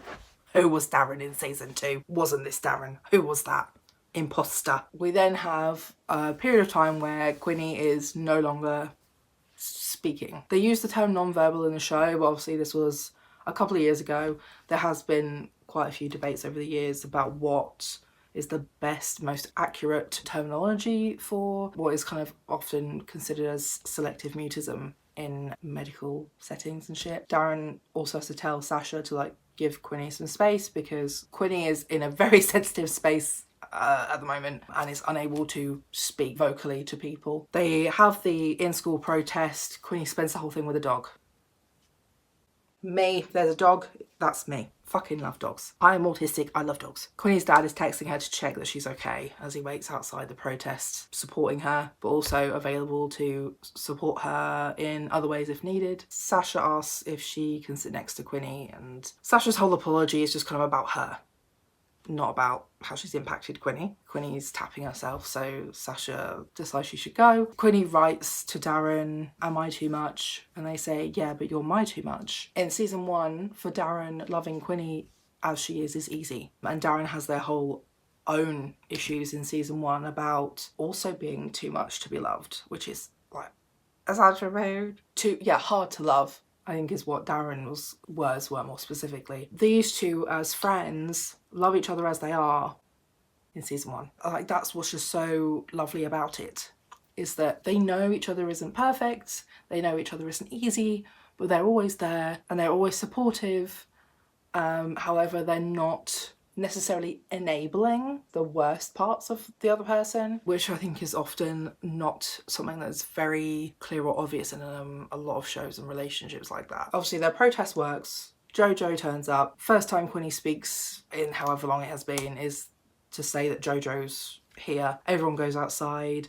Quinny hugs JoJo because, as well, she doesn't really either understand or care about the social rules of, you know, you're not supposed to hug your teachers. Final episode is like the new, or at least, I don't know, they use a different classroom for like the sluts class, and it looks like one of the original classrooms from the original show. I don't know if you can hear that, the ice cream fountain's here.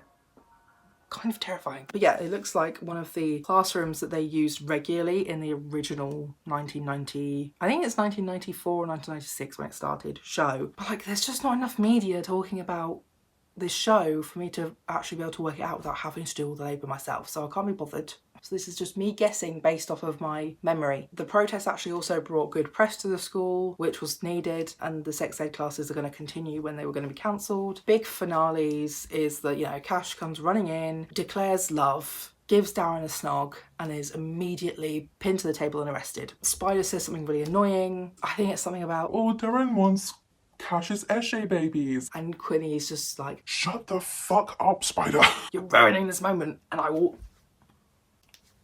fight you, you bitch. And then the kind of last moment really have of the season, the rest of them left, who are a little friendship group. So Malachi, Darren, Quinny, Amory, Harper are all sat at the beach together. They're all just sat there and they decide they're going to go swimming. And then on with season 2. Season 2, as an autistic, I am going to say it again, Harper's mullet could not have grown in the amount of time that was supposed to have happened between season 1 and 2. Impossible. I do not believe you. We've got the election season, of course, which I talked about in more detail. Sasha is still unbearable in this season. We don't get a lot of Quinny really in this season. I think a lot of Sasha in this season is just virtue signal after virtue signal. The way she calls marginalised genders non-males is like a virtue signal sort of thing, because we are still centering men in that sentence instead of everybody else. We realise that Bird Psycho is after Anne-Marie. Quinny like locks on to finding out who this person is. Also, I don't think I did this on purpose, but I think that's the terminology they use in Skin season 2 around JJ. She is then locked on to trying to work out who Bird Psycho is. Everybody's busy with their own shit now. You know, Darren has Cash, Anne-Marie has Harper again, because they're friends, and like Harper has joined their friendship group. Quinny is quite open to Harper about how she's a little bit like struggling to get used to like all the changes that are happening, because it was just her before, it was her by herself. She didn't really have any friends. Then it was her and Darren. Then it was her, Darren and Anne-Marie, and she'd like had to adjust to walking three in a row. But now that there's 4 of them with Harper, she now has to like adjust how they all walk as a group so that she also still feels involved.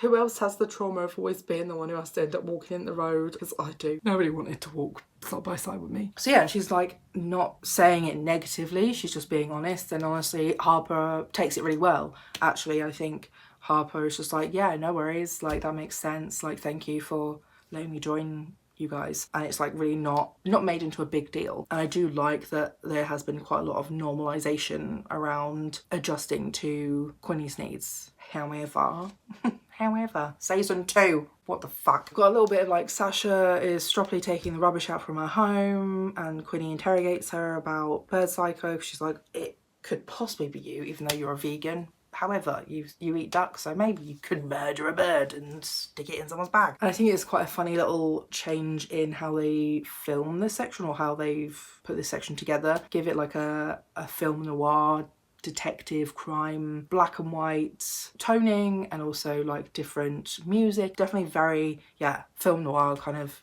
crime-esque. Quinny's very good at analysing a lot of data, very good at picking up on small details and inconsistencies. Notices that actually Sasha is a fucking hypocrite because she was actually eating duck at a restaurant on the night when the attack happened, when she's meant to be vegan. So whilst it does mean that she didn't do it, it does also show that she's a hypocrite and kind of a douchebag for her like moral superiority that she shows other people, when actually she's not even sticking to her own perceived moral.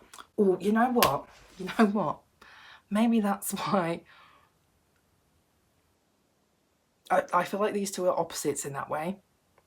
That like Quinny just has a moral compass that she sticks to, and like that's it. It only changes if you provide her with evidence. Very autistic mood. Sasha, like most autistic people, but not everybody, but like there's definitely quite a lot of people who are like this, who can also be autistic as well. I'm not saying it's not, like autistic people could never. She is like how a lot of neurotypicals have rules that they don't actually even follow, but if autistic people don't follow the rules, they get in trouble. So it's like she has an outward moral compass that she shows everybody else to try and make herself seem more superior, but actually behind closed doors, it's not that she may not necessarily even believe those things. She might believe those things, but she's not actually doing them to the degree that she is pushing across to everybody. I think that maybe Quinni's just like unrelenting standards and rigidity of following her own moral compass is actually very threatening to Sasha. Maybe season 3 will be more about that and will give Sasha some growing room now that they are more so on like okay terms by the end of season 2. Quinni is with Anne-Marie as they're digging up the Cumlord's written feelings. Anne-Marie finds one that says, "Forget Anne-Marie," which could literally be anybody. If Anne-Marie paid any attention to anything that happened in the first season, it could have also been Spider who was writing Forget Anne-Marie, because he was madly, not in love with her, but you know, like he was infatuated with her and was very much humiliated by her. It could have been Malachi, and then as we all know now, it also could have been Rowan. I'm just like, do you even know what Malachi's handwriting looks like? How long were you friends and dating for and sat next to each other in class that you don't know what his handwriting looks like? Plot holes? Many in this season. Hello, I'm autistic. So she gets really upset and runs off, and you're like, I'm confused. I think Cash comes back to school on the same day that Malachi and Rowan have kind of started officially seeing each other. Cash comes back, Quinni and Darren are like surprised, excited, yay, happy, and then Quinni, I think they were sat on a bench together talking about Malachi. Quinni is like sees them walking together very close, and she's like talking about it out loud, and then is like, oh, gay. But like, again, based entirely off of body language. She doesn't know anything that's going on, which is basically the whole plot of this season of her, is that nobody bothers to keep her in the loop about anything. Do none of you have a phone? Can't any of you just text her some updates, you know? I'd like to know what's going on. So she's the one that really puts it together properly, and Anne-Marie loses her shit and is like, right, we're going to go after Bird Psycho. Too busy thinking about Bird Psycho now to think about my ex-boyfriend having a new boyfriend, because he's bisexual. Then they have the school camp. I love a school camp, like episode thing. I'm, however, personally very pissed because they get nice little cabins, whereas when I had to go, well, I didn't have to go really. I had to go to Wales and we had to sleep in these big cold tents, and Wales is wet. It was cold and wet, and I just noted that I thought it was very funny that they snuck alcohol in by using Harper, the really skinny one who wears massive baggy clothes, and just taping them all to her. I just thought that was very funny. And then they end up with Zoe in the cabin, so I think it's Zoe, Quinni, Anne-Marie, Harper. I feel like there's one missing. Who's missing? I don't remember. I think it's also interesting that everyone still goes and parties in Anne-Marie's room, even though they all fucking hate her again, because they all think she's Bird Psycho now as well. And then they start playing Never Have I Ever. Quinni wakes up in the night and sees Zoe looking suspicious, rummaging around in other people's bags, and challenges her about stuff. She thinks that Zoe is the next most likely person to be Bird Psycho. Then Quinni can't find her phone. They did a recording like the previous day or something of like them talking about who they think Bird Psycho is, and that ends up being played on loudspeaker in front of everybody. Harper says that she thinks Anne is too stupid to be Bird Psycho. Missy would do anything Sasha tells her to do. Anne-Marie says Malachi is a gaslighter. You know, things that like are not necessarily like true or fair on any of those people, but definitely things that are very normal to like vent about. Yeah, like things you wouldn't ever really say to the person because you know that's not really true. PE teacher then takes over, makes everyone goes on a hike blindfolded, and just leaves them all out there. They split into groups instead of working together. Ant then eats all of their food because he's like, oh, what? I faint if I don't eat every 30 minutes. Headcanon for next season, Ant has POTS. Quinni has an idea about how to find their way back based on logic, things she's read, and is completely ignored. They stumble upon some magic mushrooms. Anthony eats them all right away. Or like eats some right away, he doesn't eat them all. Everybody except Quinni takes some shrooms. And Quinni just spends the time laughing at everybody being weird. She's the one person who's not being really strange for once and watching everyone else just doing some weird shit. She gets to be normal today. Throughout the evening as well, she's trying to work out who Bird Psycho is whilst also trying to be at least a bit responsible over everybody else who's completely off their face. Her and Anne-Marie kind of interrogate Zoe, work out that it definitely isn't Zoe, that she's not bird psycho. So in the morning, Quinny is woken up because she can hear her phone ringing. It's her alarm for her morning meds.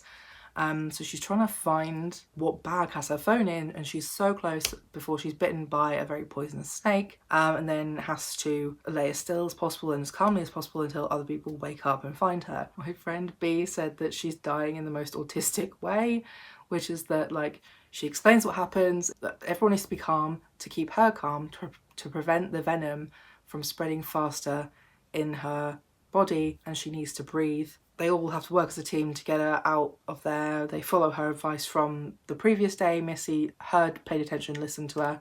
So they all start following downstream to start to find their way back. And then, yeah, JoJo turns up with the crew, whoever the crew are. I've forgotten, the mountain people. I don't know. Quinny goes to hospital and spends quite a bit of time having to recover at home, which then isolates her even more. Everyone decides for her what to tell her, what she should be privy to about what's been going on and any updates happening, which just makes it a lot worse for her in general. There's no preparation for any of this. It all just suddenly happens when she comes back. She gets a get well card that's signed by basically everybody except Rowan, conveniently, and she gets excited about using it as like a handwriting sample to work out who isn't bird psycho based off of the posters and shit, which, for one, why is bird psycho just writing in his normal handwriting?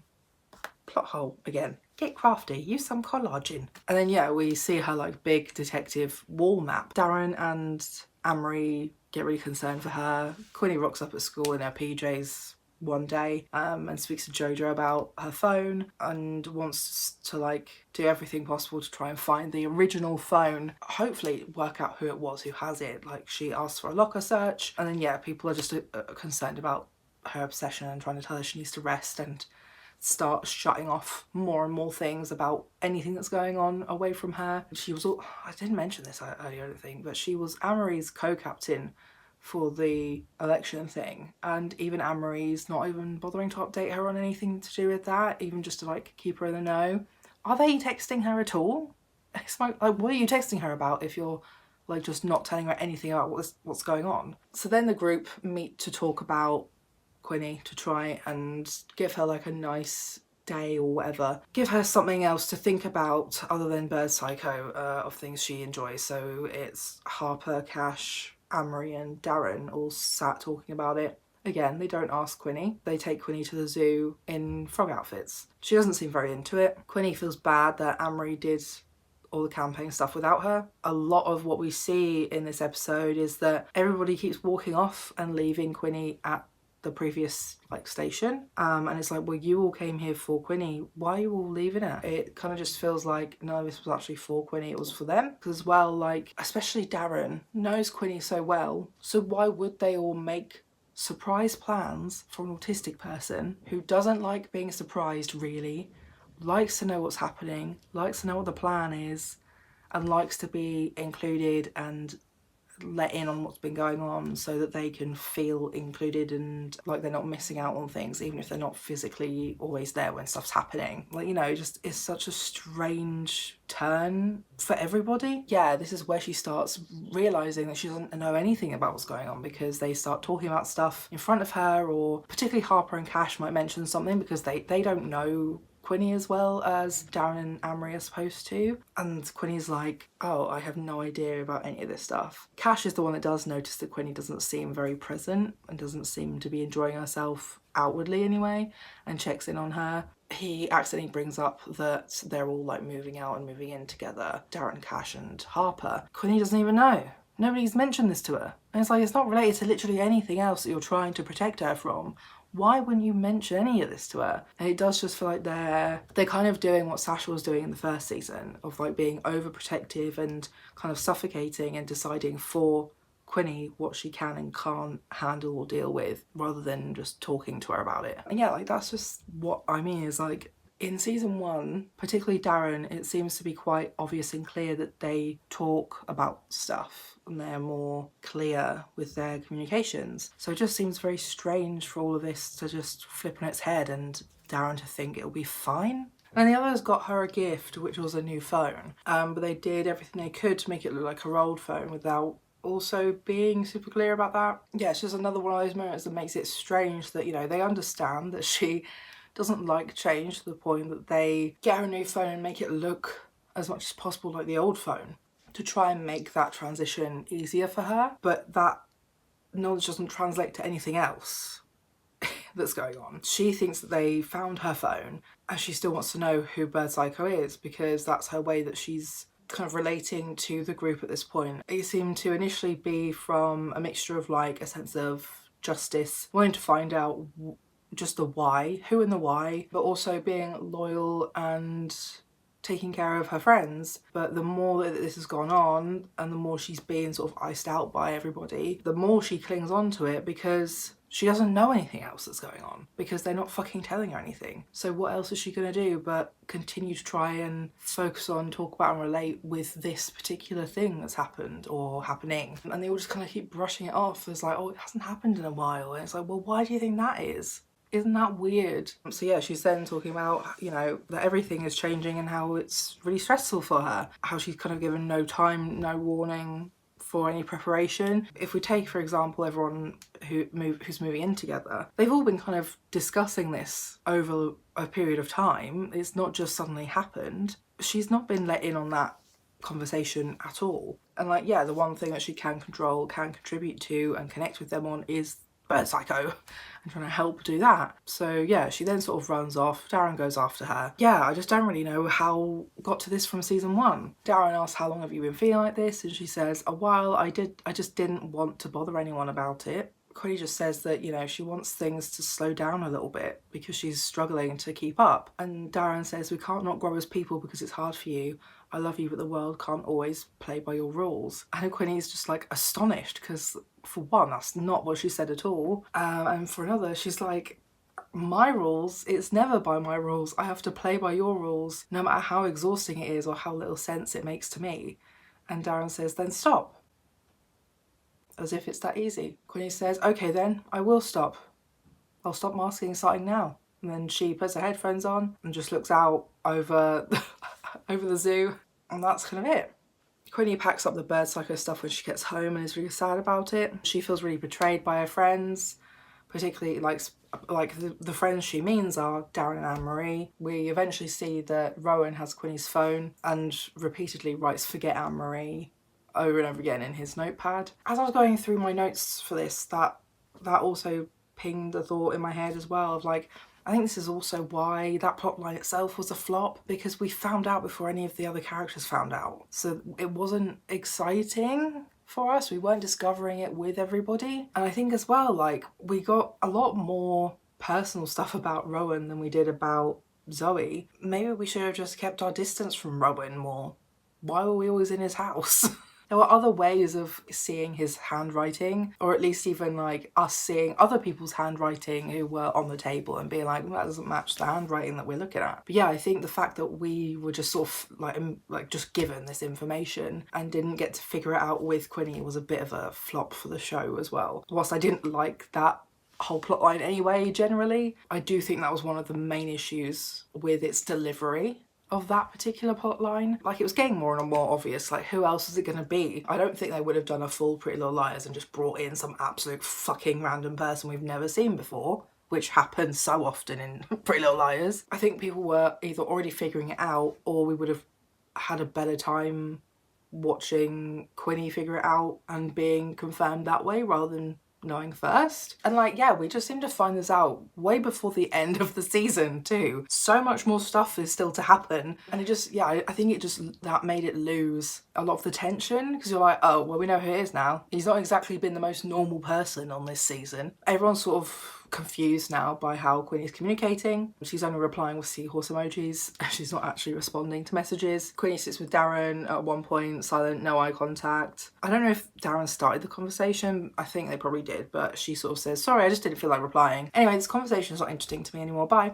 And just gets up and leaves. And like, she's still this kind of bubbly self, just with a bit less facial expressions, definitely a lot less of like the neurotypical social rules aspect, you know, like the eye contact and stuff. She's very like blunt with how she feels, but her tone isn't necessarily monotone. And this is something that I find quite interesting as well, talking about masking in general, which is something I did sort of talk about a little bit in my last video, is that it's not that the person that people meet me as isn't me, but it is just kind of like only one aspect of me, and it's an aspect of me that does take a lot of energy and doesn't really give you a lot of me as a person. I think we see a lot more of that in these episodes, because there are some moments where you can see her hesitate before she makes a decision to continue with her unmasked self, to kind of like teach her friends a lesson, even though it's not fun or nice for anyone. It's necessary, I think. Sometimes the lessons you learn aren't going to be nice and easy lessons, and that's the only way that you're going to learn the lesson, unfortunately. They throw a party at the loft as like a housewarming. Darren is worried about Cash,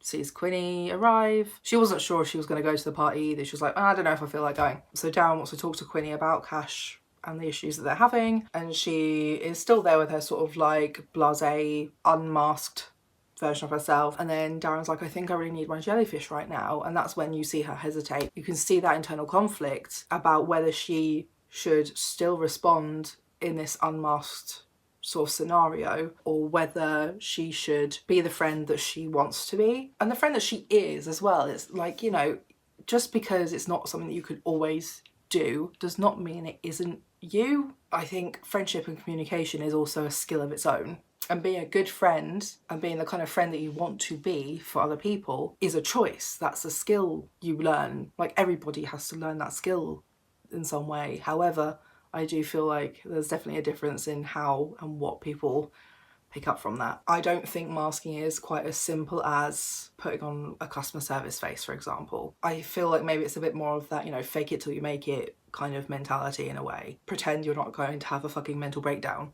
and you'll be fine. She decides to carry on with making her point, even though it's painful for her and for Darren. But also I think that moment as well is kind of showing that, you know, this is how you've made me feel, Darren. When I've reached out to you, and you've basically pointing out that she's selfish to expect friends to meet her where she is at, when she meets her friends where they're at, and then being iced out of the group and iced out of everything that's going on with everybody. So that's kind of what she's doing. She's not communicating, and she's just kind of doing her own thing. And then we see Quinny dancing on the tables, having the time of her fucking life. It's so funny. It's quite a brilliant little moment, to be honest. Yeah, Quinny talks about how she had more fun at this party because she wasn't worried about being too much or ruining people's lives. I think she says that the next day to Darren, and then she's like, I'm gonna go check on the geckos. Actually, that might have been Anne-Marie, but either way, she's not been informed of the baby that exists as well. There's in the debate Q&A thing for the captains. Anne-Marie's busy.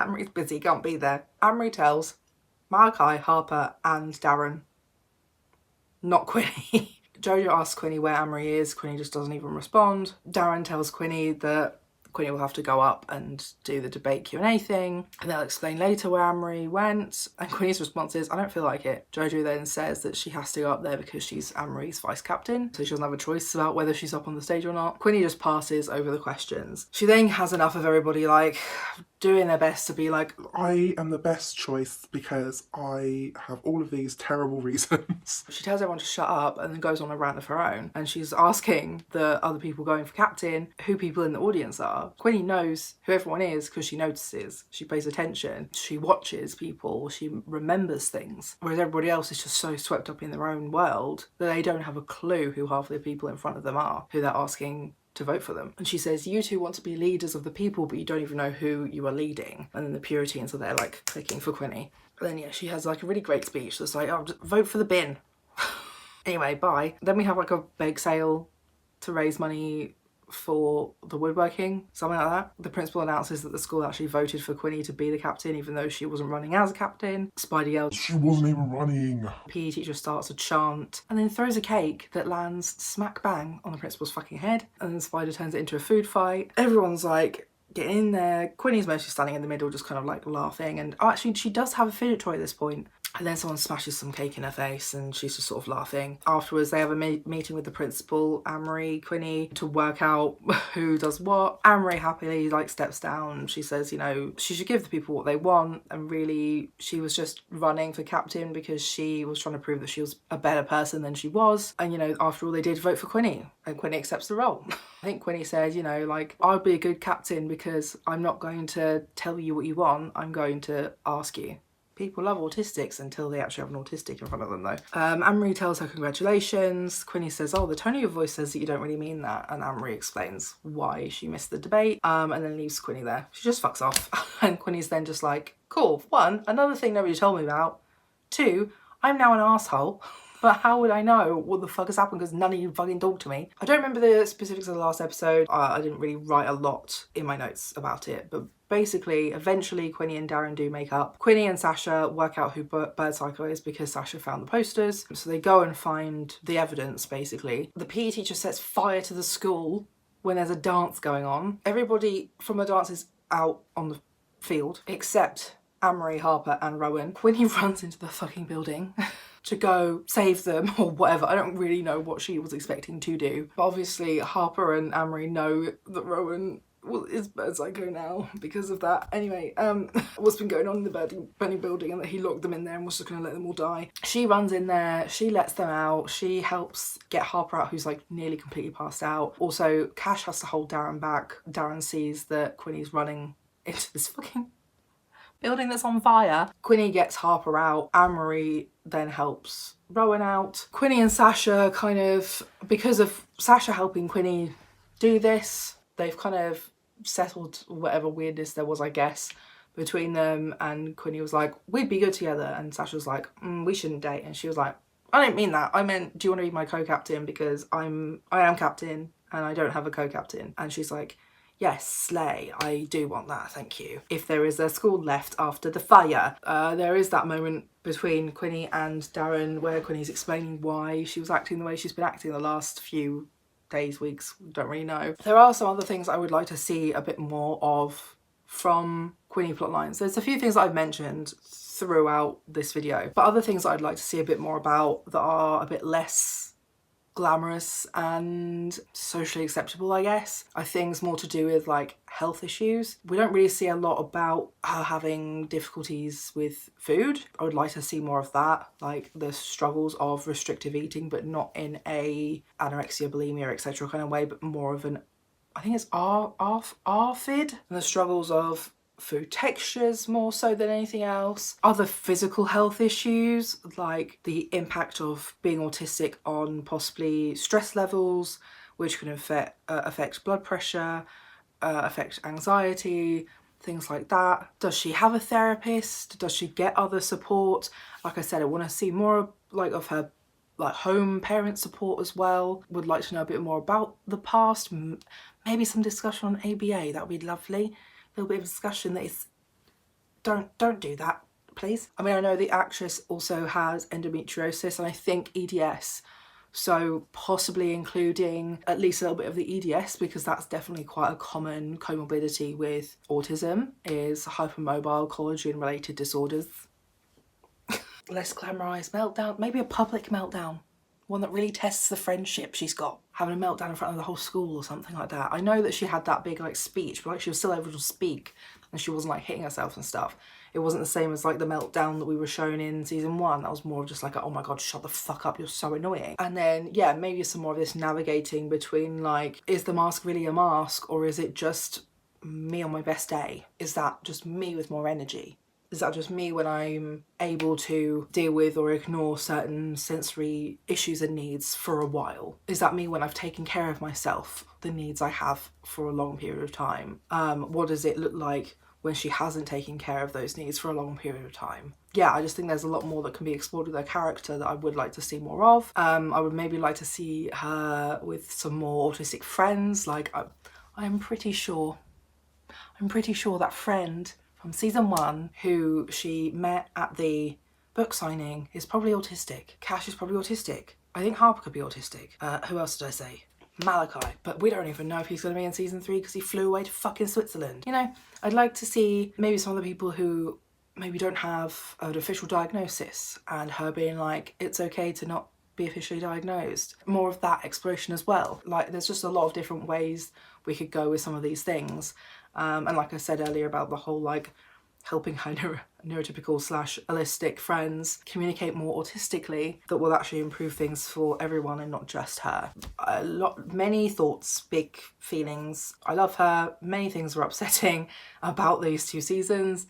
Some were definitely more on purpose than others, I think. I do think it's a really great depiction of autism, of an autistic person, an autistic queer person, woman as well. And like I said, I really, really did love her friendship with Darren in season 1. And it was quite revolutionary in some ways, because we just don't see autistic characters being normal people. I know that seems a bit, I don't know, counterintuitive, like, you know, autistic people aren't like other like neurotypical people or autistic people, but autistic people are also normal people. They're not always like a savant or whatever. They're not always like a science person or a maths person. You know, she seems to be more of a creative person, which I don't think we really get many depictions of. So yeah, I do just hope that there's a bit more of next season. Also maybe with like helping, oh my god, please give, just please stop Sasha from being like that. But help it make some sense in my brain, because like, I want to like her character, but she is so aggravating. I'm waiting for season 3 to give her a redemption arc, okay? So yeah, anyway, that was my rambling video of talking about Quinni from Heartbreak High. My next video on Heartbreak High stuff will probably be about Cash, so stick around for that if you love people talking about asexual characters, basically. I love him so much. Don't forget to like, subscribe, comment, share the video if you haven't already as well, and I'll see you next week. Bye. Hi pals, it's me, Artie, there and pronouns only, and this week's video... Are Casualty autism baiting me? So I made this video like over a year ago at this point, where I talk about some of my headcanon autistic characters from new and old media that I enjoy, and Dylan from Casualty was one of those. I've been watching Casualty for like maybe 6 years with my mum, and roughly like 3 or 4 years ago was when I started questioning my own neurotypical status and felt pretty comfortable with the idea that I'm autistic. It is now official, by the way. And like, yeah, Dylan in particular really stood out to me. I wonder why. I relate to him quite a lot. He's, you know, very, very serious about his job. I mean, he literally should be. He's a fucking doctor. He's clearly well experienced, well studied in his area, plus he seems to know quite a lot outside of his typical area of medicine as well. He's moody, he's miserable, direct, not great at like the whole social thing, but also he does try and is often better with his patients directly than he is with the typical social aspect. He's not great at eye contact, he's not great at expressing emotions, particularly on his face, and his best friend in the entire world is his dog, Dervla. I would say I am quite similar to this man. You know, minus the alcoholism, minus that part. So on April 6th, 2024, at 8:35 p.m, series 38, episode titled Childhood's End, had me screaming, crying and throwing up when the new medical lead, who I mentioned in my BPT video by the way, just straight up asked Dylan when he's going to get officially assessed. And Dylan doesn't know what for. And Patrick is just like, autism. He also says Asperger's, but... And it has been so many weeks, months even, since this first episode, and next to no information has been shared since. So I'm wondering, are they autism baiting me? Much like queer baiting, but with Dylan, because they accidentally wrote a character that reads autistic to many of its viewers, and it's now trendy to be autistic, and it's now like a thing to work out that you're autistic later on in your life? In the initial episode, the interaction between Dylan and Patrick went like this. Patrick says, "There's a problem, I need to get ahead of it." Dylan, "Am I the problem?" Patrick, "No, but I think you have one, so I think we should attack it head on. So how can I help? Have you considered a proper diagnosis? Putting a name on it?" Dylan, "Sorry, you've lost me. A diagnosis of what?" Patrick, "Autism. Asperger's. You're on the spectrum. That's been plain to everyone for some time. The obsessions you have, the hyperfixations, whatever you were on about earlier with coincidences, communication difficulties, abrasive relationships." Dylan then butts in, "Sorry, can I stop you before you get any more offensive?" Slay. Patrick, "I'm just saying." Dylan, "Firstly, the diagnosis of Asperger's was retired by the DSM-5 in 2013. Probably something to do with the fact that Asperger was a Nazi." Slay. Genuinely can't believe they fucking said that on Casualty, which is a BBC show. Genuinely a little bit surprised by that. Patrick, "You're right. Apologies. ASD then." Dylan, "Secondly, and most importantly, how patronising. Even if I were autistic," Slay, he said, used autistic, not person first language, Slay, "it wouldn't stop me being a perfectly good doctor." Also Slay. Something I've discussed before. Patrick, "Well, something's stopping you." Personally, I think it could be capitalism, the Tories, the general collapse of British society, the collapse of the NHS. I think any of those are probably the reason before it's the autism. And yeah, I also talked about this in my Grey's Anatomy video about the autistic doctor, Dr. Dixon, and the barriers to being a doctor or like any kind of healthcare professional if you're disabled or specifically autistic. And I had some interesting comments on that video which were very telling of the neurotypicals in healthcare. And then a scene later, Dylan has to tell the family of a patient that the patient is unlikely to wake from a coma. He does tell them, and the son is very aggressive, you know, like, "I get it, it was a really shit situation overall, that's kind of irrelevant to the point here." And Dylan just like actually cannot look at this man in the face or eyes, like at all. He then goes to Patrick's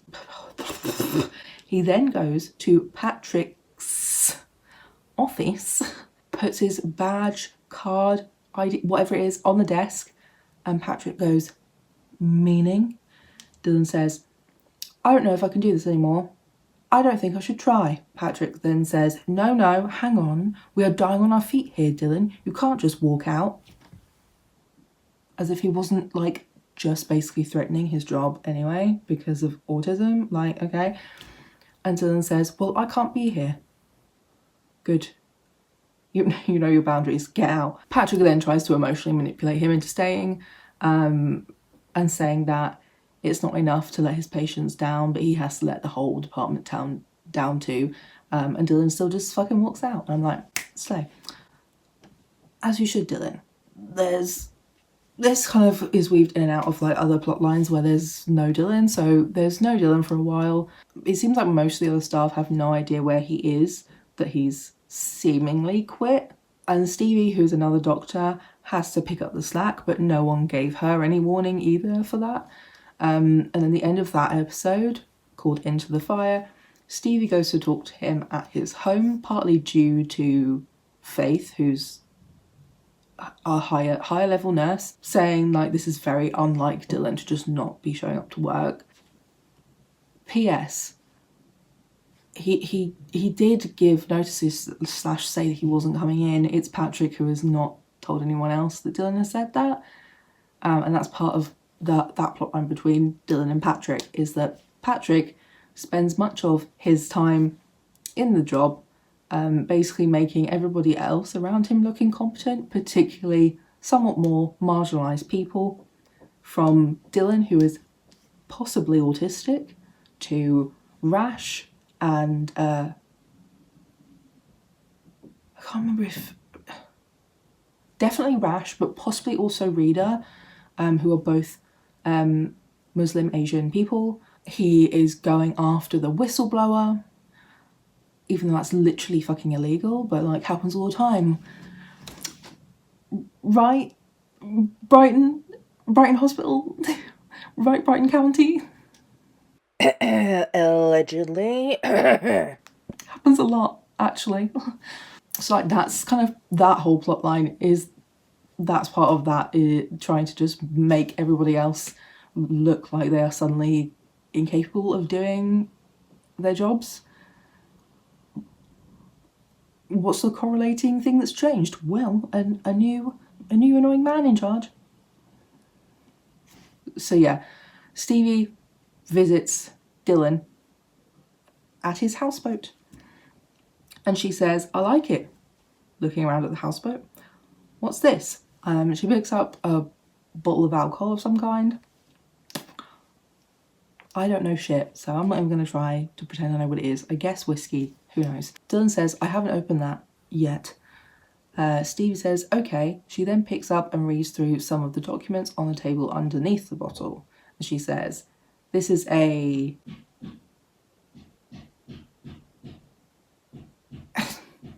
deep dive, Dylan. Dylan then responds, wouldn't be here if I'd read them earlier. He basically lost a patient to a very rare complication that was being displayed in a very rare way as well.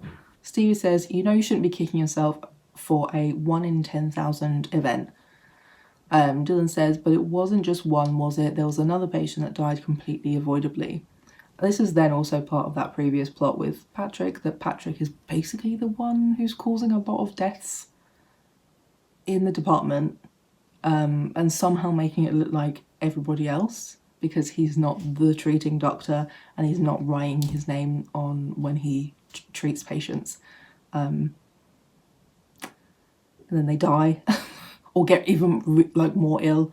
So that's kind of the gist of what that's about. Stevie says, no, hold on, you can't blame yourself for those deaths. We all know it takes more than one person to make a mistake. Dylan says, if you're going to go into a Swiss cheese argument, please don't.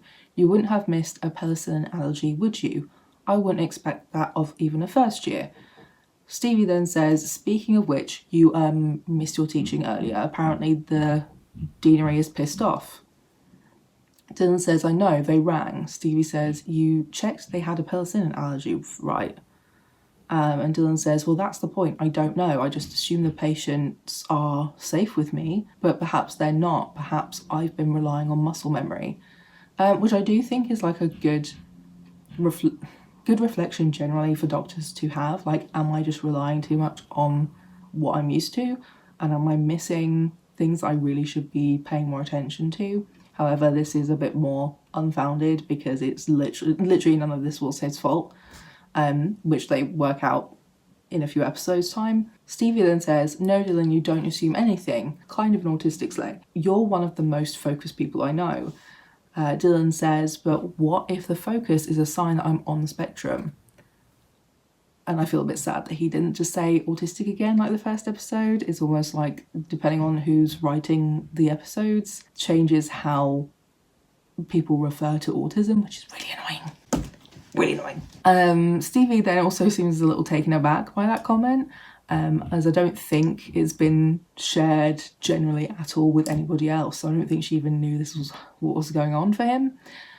So she says, all right, so it's a sign you're on the spectrum, or I don't know, it's a sign that, like all of us, you have a unique personality. Like I said, I think that Stevie and Dylan are very similar. Dry, deadpan, sarcastic humour, kind of abrasive, not super likeable to a lot of people. She says, whatever sign or symptom of your focus is... The sentence makes no sense. Whatever sign or symptom that the focus is linked to, it's what makes him a frustratingly amazing doctor. Dylan says, well, I'm getting tested because 2 patients have died back to back on my watch, and there is nothing worse, Stevie, than feeling like you are not safe. And I don't feel that I am safe because I'm not safe. Stevie then says, okay, then talk me through it, all of it, case by case. She decides to stay and let him talk through everything that happened and his research.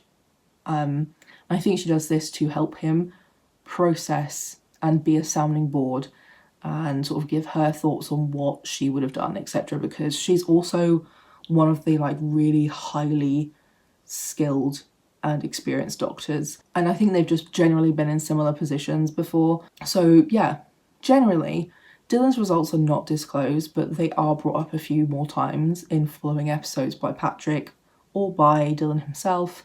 However, the plot is more focused on Dylan and Stevie banding together to keep tabs on Patrick to get rid of him due to negligence and lacking in any actual like medical skill needed for his job role, at least hands-on job role. He can go and do the admin stuff and keep out of everyone's business, but he doesn't want to. They eventually get him out, but much of the experience between Dylan and Patrick is very clear, like Darvo gaslighting, attempts against Dylan, and that if he is autistic, he could lose his job under the guise that it makes him dangerous. Patrick had often somehow managed to cover up and blame his fuck-ups on other people. Many of them were Dylan's patients or like someone that Dylan was overseeing's patient. So Dylan was associated to many of these patients somehow. And an article came out in the Metro recently, in real life, where the actor for Dylan was interviewed, and they specifically brought up the autism plotline.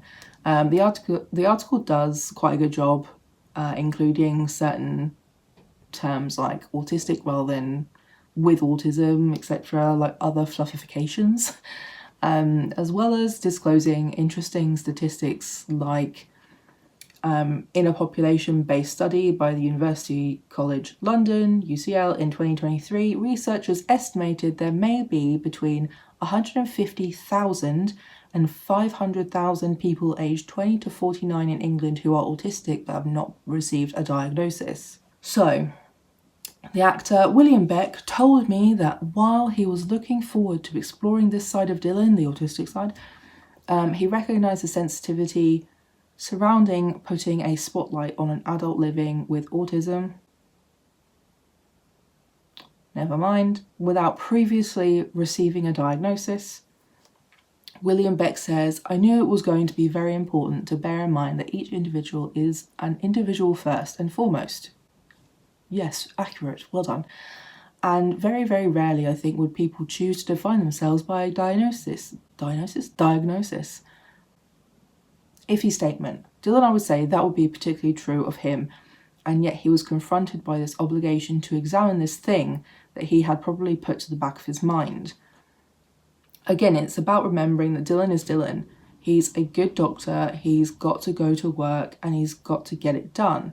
This stuff, it's like the weight of a storyline cooking away in the background. In our show, it sometimes bubbles away for a few episodes and then it gets examined.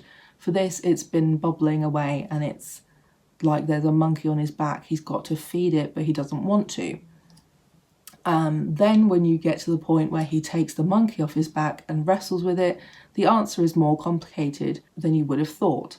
The answer is far more nuanced, and hopefully that's the bit people recognise. It's not the specifics of saying, well, this is how it is for people. It's saying, first and foremost, it's about you.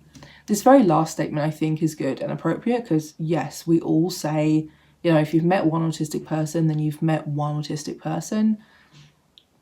But there is obviously going to be a lot of similarities because, like, isn't that the point of a diagnosis? The same handful of things are disabling to autistic people, you know, like as like a basic summary.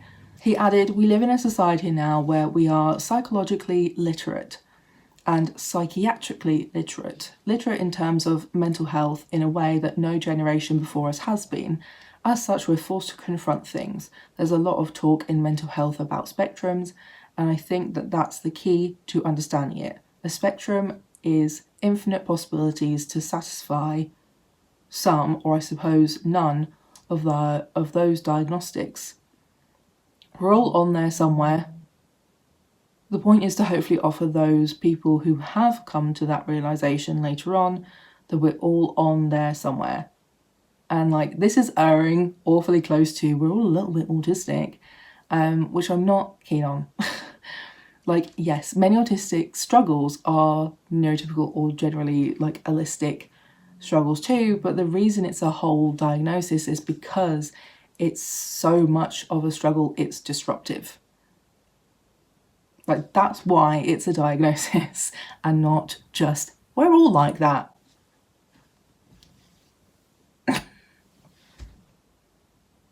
We're not.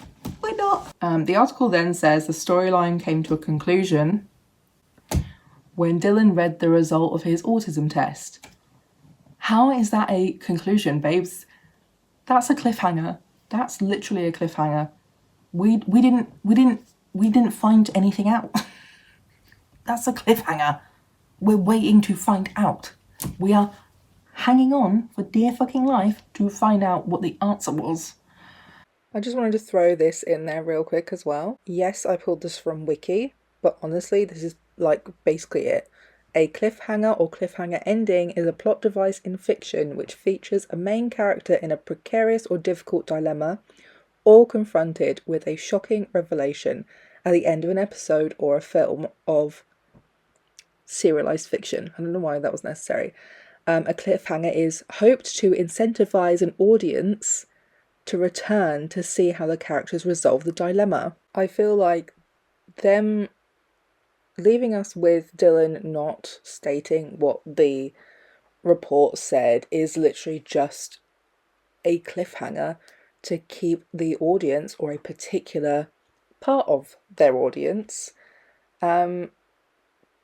likes to stick around, because like I said, there's been like no fucking Dylan for ages, or if there is Dylan, no autism. So like, ugh. For Will, he confirmed that he would be intrigued to look at this further, but knows it would all depend on timings as well. I think it depends on what happens to him. There are, of course, situations where the storyline can be re-examined of itself, but the way the storyline was introduced was really just a helper to the Patrick Dylan story. That is where things of delicacy are best examined as part of another storyline. I don't disagree with that, but sometimes it gives you the chance to wear it lightly. I think there's every opportunity for it to be re-examined, but it would have to be at the right time.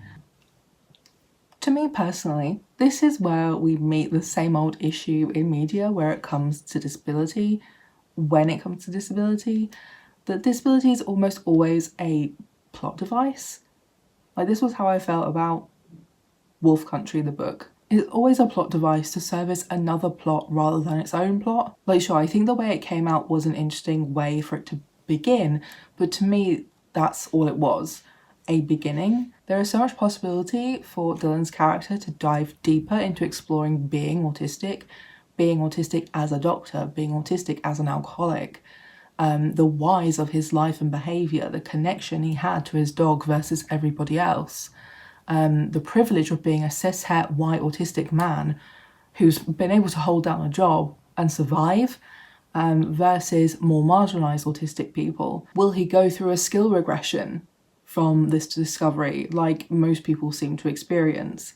And what kinds of skills will he lose? How will this impact positively and negatively his relationships with people or his job? Also, as a side note, like, this weird situationship they keep like referring to with the new mental health nurse, like, it makes no sense to me. I'm not getting it. She was very mean to him and made a lot of assumptions, and then like just kind of just started being nice to him out of nowhere, and he's just like accepting it. And like, I kind of feel like this could be another autism trait, the naivety and like gullibility, or like the ignoring or missing of red flags in other people's behaviour. Like, she was literally going to report him. I know he might not have known that, but like, she was so hostile with him at the beginning and was so sure he was doing something wrong, which is great after the whole Patrick thing. And it was brought up in the article to like, how autistic does this sound, lads? Amid this difficult period for Dylan, he's found himself in what we're calling a situationship with mental health nurse Sophia. Do you think Dylan knows what it is? Will, the actor, laughed. This is such a maelstrom for him. He's using words I don't even know. What's a maelstrom? The canine grief he's going through because his dog recently just died. The workplace upheaval. He also had a colleague attempt suicide. He says Dylan's feel buffeted. Again, what? Somebody comes along who stops and takes a long, hard look at him, and I think he just sort of goes, come on then. Dylan would just be perplexed by the whole thing, he added, pondering over the possibility of Dylan and Sophia actually confronting their feelings for each other. And I am going to personally, even though I think there's a reasonably large age gap between Stevie and Dylan, I have a personal preference for them two as a relationship over him and Sophia. He's had such a terrible time with relationships. Wife cheated on him with someone he works with. Has been alone basically since then. He almost got with Faith at one point and was stolen by the same man who stole his wife. There was something else. There was somebody else as well, I'm sure. But I can't remember who it was now. But the previous nurse in charge who was then shagging his mate instead. And then she went to prison, so at me, just give it up, you know? So my final word on this is to the BBC. Go on then. Give us a canon autistic doctor. I fucking dare you.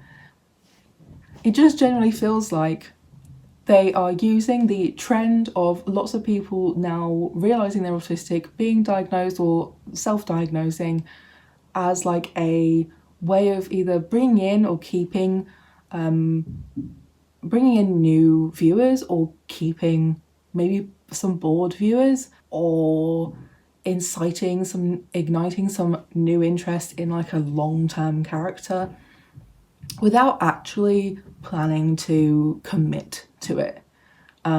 They've used this possibility of him being autistic as part of a different plot line and I've kind of just left it there. There hasn't been much acknowledgement or recognition or, you know, any more like subtle moments for Dylan or other people he's working with that kind of go, maybe he is autistic. Especially as well, like the main / only person who even knows about this, besides Patrick, who is now not in the show anymore, is Stevie. And Stevie is not exactly known as the kind of person to just like forget about something like that or to, you know, keep something to herself for the most part. However, at the moment she is very much wrapped up in her own other very, very separate plotline. So maybe that's why we haven't seen anything from her in particular. I don't think we've seen them interacting much together really in a while, at least especially since this main plotline where they were both doing everything they could to keep tabs on Patrick and to get rid of him or get him fired, etc. from his job role. They haven't really been around each other as much since that plot. Maybe he is like thinking about it. Maybe he's trying to come to terms with this before he makes any decisions on what he's doing, blah blah blah. Or like there's not really so far seemingly a building up to something happening with this, and it's just sort of like we'll wait and see in case we're bored and we want to use autism as a different plot line to possibly not be great. Or just to go, roll jokes, he's not autistic, he's the fake autism that's also a different diagnosis apparently, that's really makes no sense.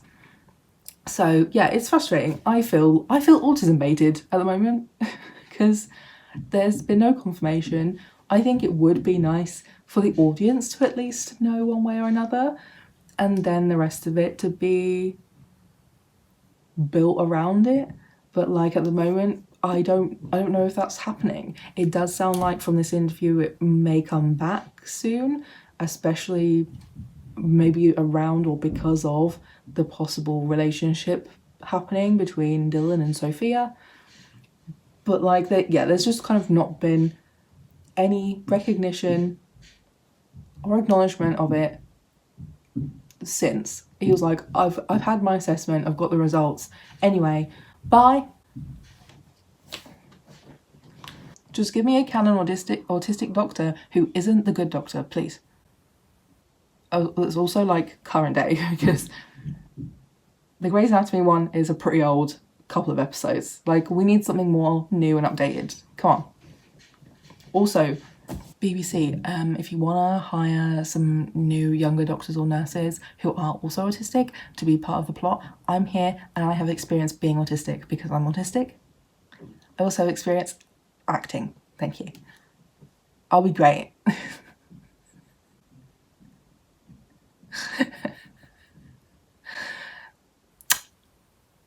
I'm just like always plugging, like, hey Casualty, hire me. You're one of my favourite shows.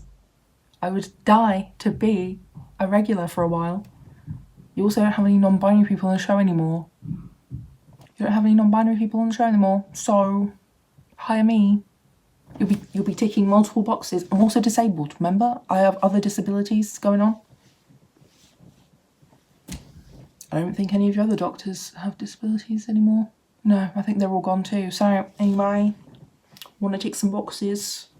You can pay me. You can pay me. Anyway, that's my video for this week. It's kind of slagging off one of my favourite shows, but I do feel a little bit betrayed, honestly. A little bit betrayed by this, how it's been going so far. To be fair, I think people should engage critically with media they enjoy, because it can be very easy to ignore bad or shitty or like just generally lackluster parts of shows that they love. So that's me doing that right now. I'm engaging critically with a show I love, okay? If this man is not autistic in the next few weeks, I'm having a funeral, you know? Anyway, that's my video for this week. Don't forget to like, comment, subscribe, watch my other videos, because the watch time is kind of the thing that we still have to do for partner. Anyway, I'll see you next week. Bye.